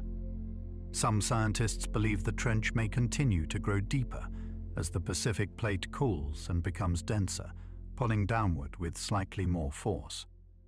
Others think geological variations will shift the deepest point over time, perhaps creating new basins or altering the profile of Challenger Deep. These changes unfold over timescales far beyond human experience. Thousands of years, millions of years, a slow, patient rhythm. This rhythm is echoed in the lives of deep-sea organisms. Many species in the trench grow slowly, reproduce infrequently, and live long lives shaped by scarcity. Their adaptations are not rushed. They emerge over ages, matching the calm stability of their environment. Now, we drift back into the midwater layers, where the faintest bioluminescent glimmers remain visible. Life here communicates in soft pulses, tiny signals hidden in a world of half-light. Even the predators move quietly, conserving energy between rare opportunities. In this world of patience, nothing is wasted. Every movement has meaning. Every adaptation has purpose. As we glide upward once more, the trench recedes into the dark below. It becomes a memory, a quiet, powerful presence that shapes everything above it. The water warms. Light strengthens. Colors return. And soon, we are floating again in the open blue, suspended between sea and sky. But the trench continues its ancient work far below, quietly storing Earth's history in its sediments, supporting life in its silty plains and guiding the rhythms of the Pacific. As we rest once more in the gentle brightness of the surface layers, imagine turning slowly in the water, letting beams of sunlight warm your imagination, and then beginning a final, peaceful descent, not rushed, not dramatic, simply drifting back toward the stories and secrets still held within the Mariana Trench. This penultimate journey is not about mapping new depths or discovering new creatures. It is about understanding how the trench is woven into the story of Earth, how it shapes oceans, influences continents, and holds clues about the distant past. We begin near the surface where the air meets the sea. The waves shimmer with shifting patterns of light, catching reflections of clouds and sky. Each ripple is shaped by winds that travel the globe, winds that are, in some small way, influenced by the heat stored in the ocean below. The trench plays a role in this balance too, absorbing cold, dense water that eventually flows through deep currents, regulating temperatures far away. Even from here, the trench's presence is felt. As we sink below the surface, sunlight fades in slow gradients. The blue grows deeper, darker, more tranquil. Schools of fish reflect the remaining light in delicate flashes. Jellyfish pulse through shimmering beams, their soft bodies scattering faint rainbows. We drift past creatures adapted to brightness, then past those adapted to shadow, and soon enter the twilight zone once more. Here, strips of bioluminescence flicker like distant constellations. The water cools, the pressure grows, and sound begins to change, traveling farther, more smoothly, carrying the faint echoes of distant currents. Descending deeper, we return to the familiar stillness of the midnight zone. Life grows sparser, more subtle in shape and movement. The world becomes peaceful, an immense, calm expanse. In these layers, the trench's geological presence works quietly behind the scenes. The subducting plate bends and fractures, releasing minerals into the water. These minerals drift upward in faint plumes, changing the chemistry that plankton, fish, and migrating creatures depend upon. Even at depths where animals never glimpse the trench itself, they are shaped by its existence. We drift downward along the gentle slope of the abyssal plain, where soft sediments stretch in all directions. The pressure increases with each meter, yet everything remains calm. balanced, and timeless. Finally, the trench appears beneath us again, its steep walls rising like shadowed mountains, its floor a narrow ribbon of stillness winding through the dark. But this time, instead of settling at its deepest point, we drift along the upper reaches of its walls. There is much life and activity here, quiet, slow, but persistent. On rocky ledges, small filter feeders extend delicate arms to catch drifting nutrients. Their shapes sway gently in deep currents, moving with the soft rhythm of the ocean. Some species resemble tiny white feathers. Others look like delicate fans, fragile yet perfectly adapted to constant pressure. Between these ledges, amphipods flit across silt patches, their quick, darting movements leaving faint trails in the mud. Their bodies shimmer under the faint glow of nearby bioluminescent organisms. At these depths, even the smallest creature becomes an intricate marvel, soft-bodied, flexible, built to survive crushing force. As we drift along the wall, we pass fractures that descend into darkness, cracks created by the bending of the Pacific Plate. Some of these cracks guide fluids rich in hydrogen and methane upward. These chemicals feed microbial mats that grow in thin, ghostly sheets across nearby rocks. They shimmer faintly in the light of a deep-sea submersible, forming delicate, living patterns. These microbial communities might resemble early life on Earth, simple, patient, resilient. Their metabolism does not depend on sunlight, but on the deep chemical symphony below the seafloor. They anchor a food web that begins not with the sun, but with the planet itself. As we continue drifting, we imagine passing an abandoned experiment site, a place where researchers once lowered instruments to measure temperature, pressure, and seismic activity. The ocean has since reclaimed it. Small organisms crawl across the metal surfaces. Sediment gathers in quiet layers. Corrosion softens the edges until the equipment becomes part of the landscape. Time moves differently here. Metal ages more slowly. Organic matter decomposes more carefully. Every process is muted, unhurried. In this calm environment, we turn our focus to the geological forces shaping the trench's future. The Pacific Plate will continue descending. The Mariana Plate will continue shifting. Over millions of years, the trench may grow deeper or shift laterally. Entire sections might collapse or fold. New faults will form, old ones will fade.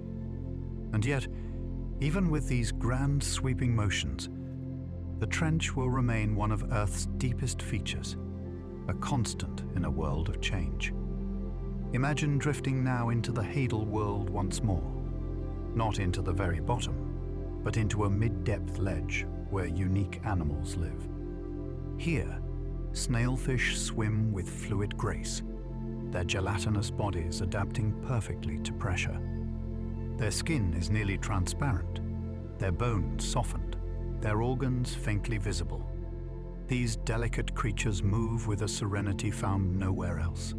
Each glide unhurried, each turn deliberate.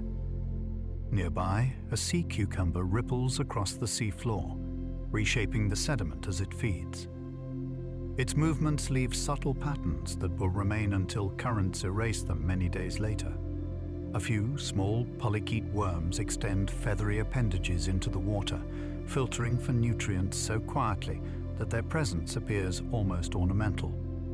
The trench is not empty. It is simply peaceful. A world where life moves softly, gently, with purpose.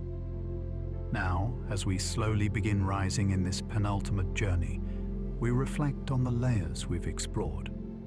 The sunlit zone, where energy is abundant. The twilight zone, where migration ties surface to depth. The midnight zone, where bioluminescence reigns. The abyssal plain, vast and quiet. The Hadal zone, shaped by pressure. Chemistry.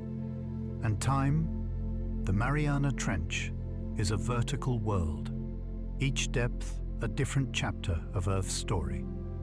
As we ascend, passing through the dim layers where pressure releases its gentle grip, imagine the trench beneath you like a memory, steady, ancient, present even when unseen.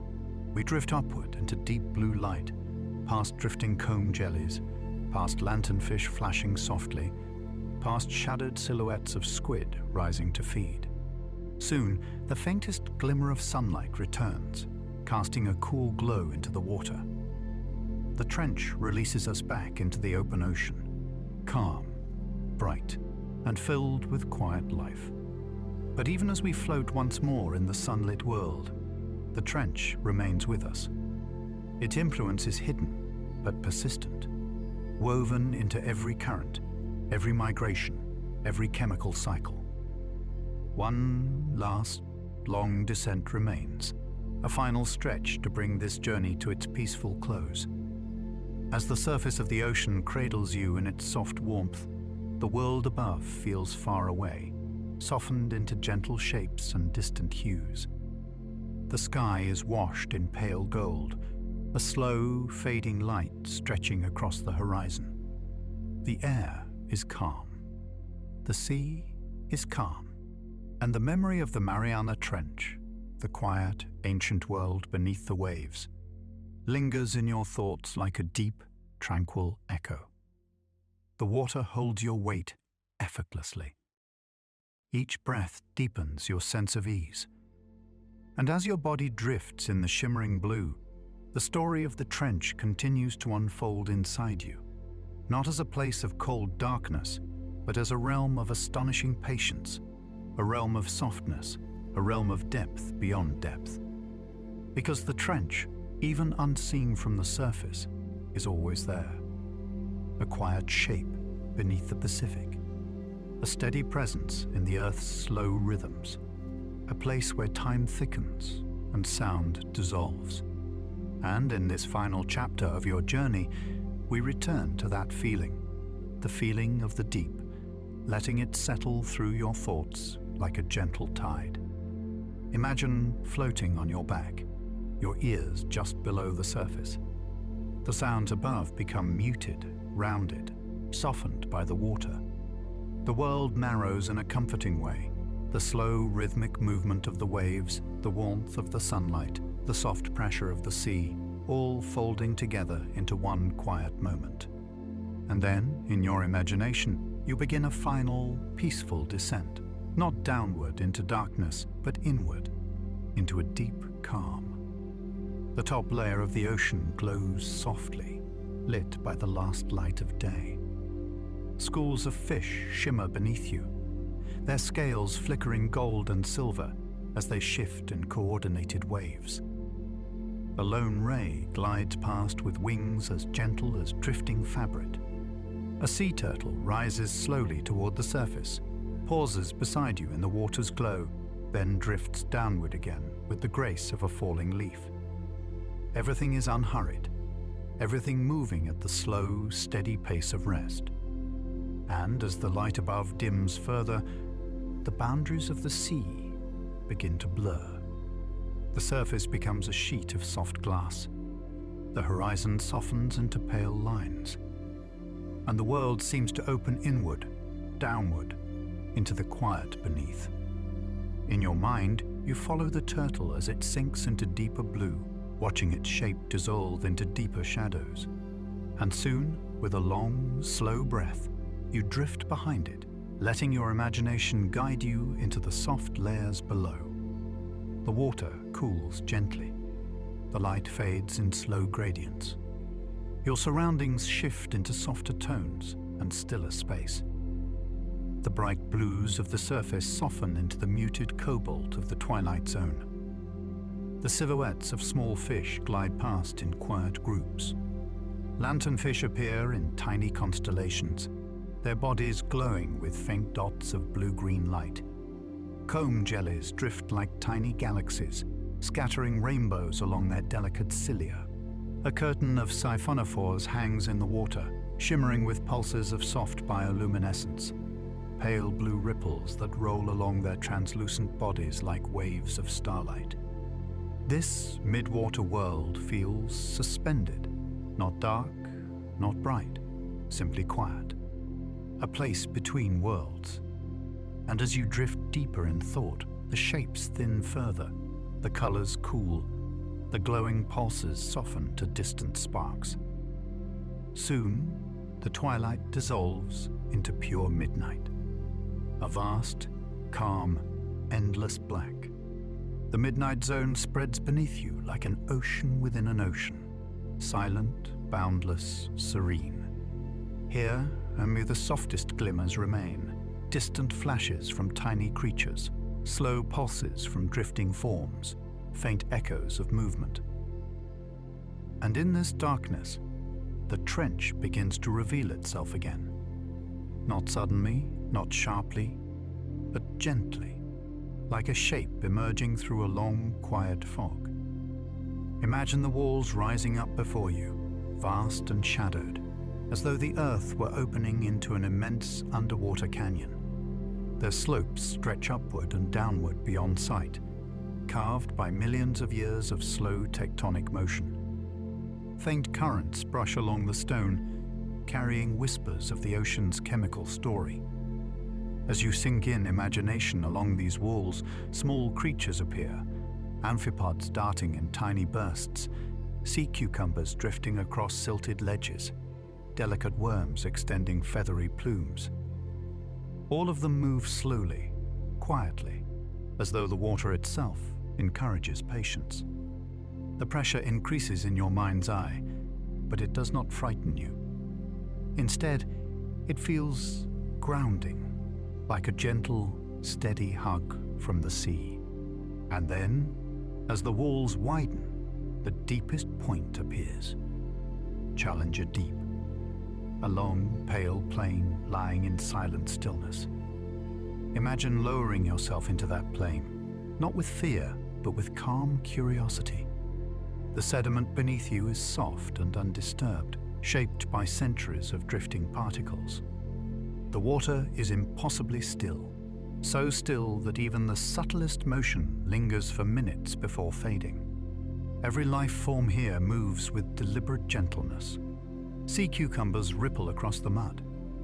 Translucent snailfish glide as if weightless. Single grains of marine snow fall in slow spirals, each one taking weeks to reach the floor. This deep stillness becomes a reflection of your own stillness. The trench becomes a mirror. What you sense in it is what you feel in yourself. A place of rest. A place of clarity. A place where everything slows into something soft and manageable. You imagine standing, weightless, on that soft sediment. The world above seems distant, the troubles of the day dissolved into the stillness around you. Nothing presses for urgency. Nothing asks for attention. The deep offers only quiet. Quiet so complete, it feels like a blanket around your thoughts. In this imagined depth, you turn slowly and look across the plain. The walls fade into the distance. The sediment glows faintly in the memory of bioluminescent particles, and the water above stretches upward for kilometers, an entire world between you and the sky. Yet it does not feel heavy. It feels comforting, like layers of soft blankets rather than layers of pressure. You linger here, letting the calm settle into you. And then, without rising yet, you reflect on what this place truly means. The trench is an archive, a library written in pressure and time. Its sediments store whispers of ancient climates, volcanic eruptions, and shifting continents. Its waters carry dissolved minerals that rivers once spilled from mountains. Its creatures thrive in patience, moving with a serenity shaped by scarcity and stillness. The trench holds the memory of the planet. And as you drift there, your own thoughts begin to settle like sediment, resting, quieting, drifting into layers that feel soft and deep. In this quiet reflection, you begin your final ascent. Not quickly, Not urgently, just gently, lifted by your own breath, rising with the ease of a drifting particle of marine snow. The trench floor fades beneath you. The walls soften into darkness. The water warms gradually with height. Soft glimmers return. Distant pulses brighten. Blue begins to replace black. Light begins to form vague shapes. Shapes become silhouettes. Silhouettes become gentle shadows. Shadows become faint colors. And then the twilight zone greets you again, its slow cloud of glowing plankton, its drifting schools, its soft cosmic hush. You rise farther. Colors brighten. Shapes sharpen. The water turns from dark cobalt to deep velvety blue. Soon you're in the sunlit zone again, basking in the return of brightness. Rays of light stretch toward you like gentle hands. Fish shimmer in dazzling flashes. Waves above sparkle with soft highlights. And at last, slowly, breath by breath, you reach the surface again. The sky meets you like a familiar friend. The water warms. The horizon widens. The air tastes clean, cool, and still. But something within you has changed. You carry the trench inside you now. Its stillness, its patience, its quiet, its infinite calm. You float there, letting that depth settle into your mind, letting the last feelings of the journey drift through your thoughts like gentle currents. The sea holds you. The sky softens. Your breath slows. And the deepest place on earth becomes part of your own deep rest. Let every slow movement, every soft wave, every warm ripple guide you quietly towards sleep.